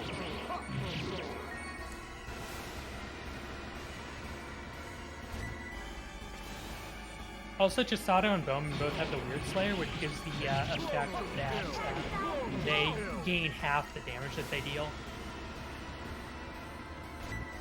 I need to find my sour syrups. Oh, you have real mana recovery items for this.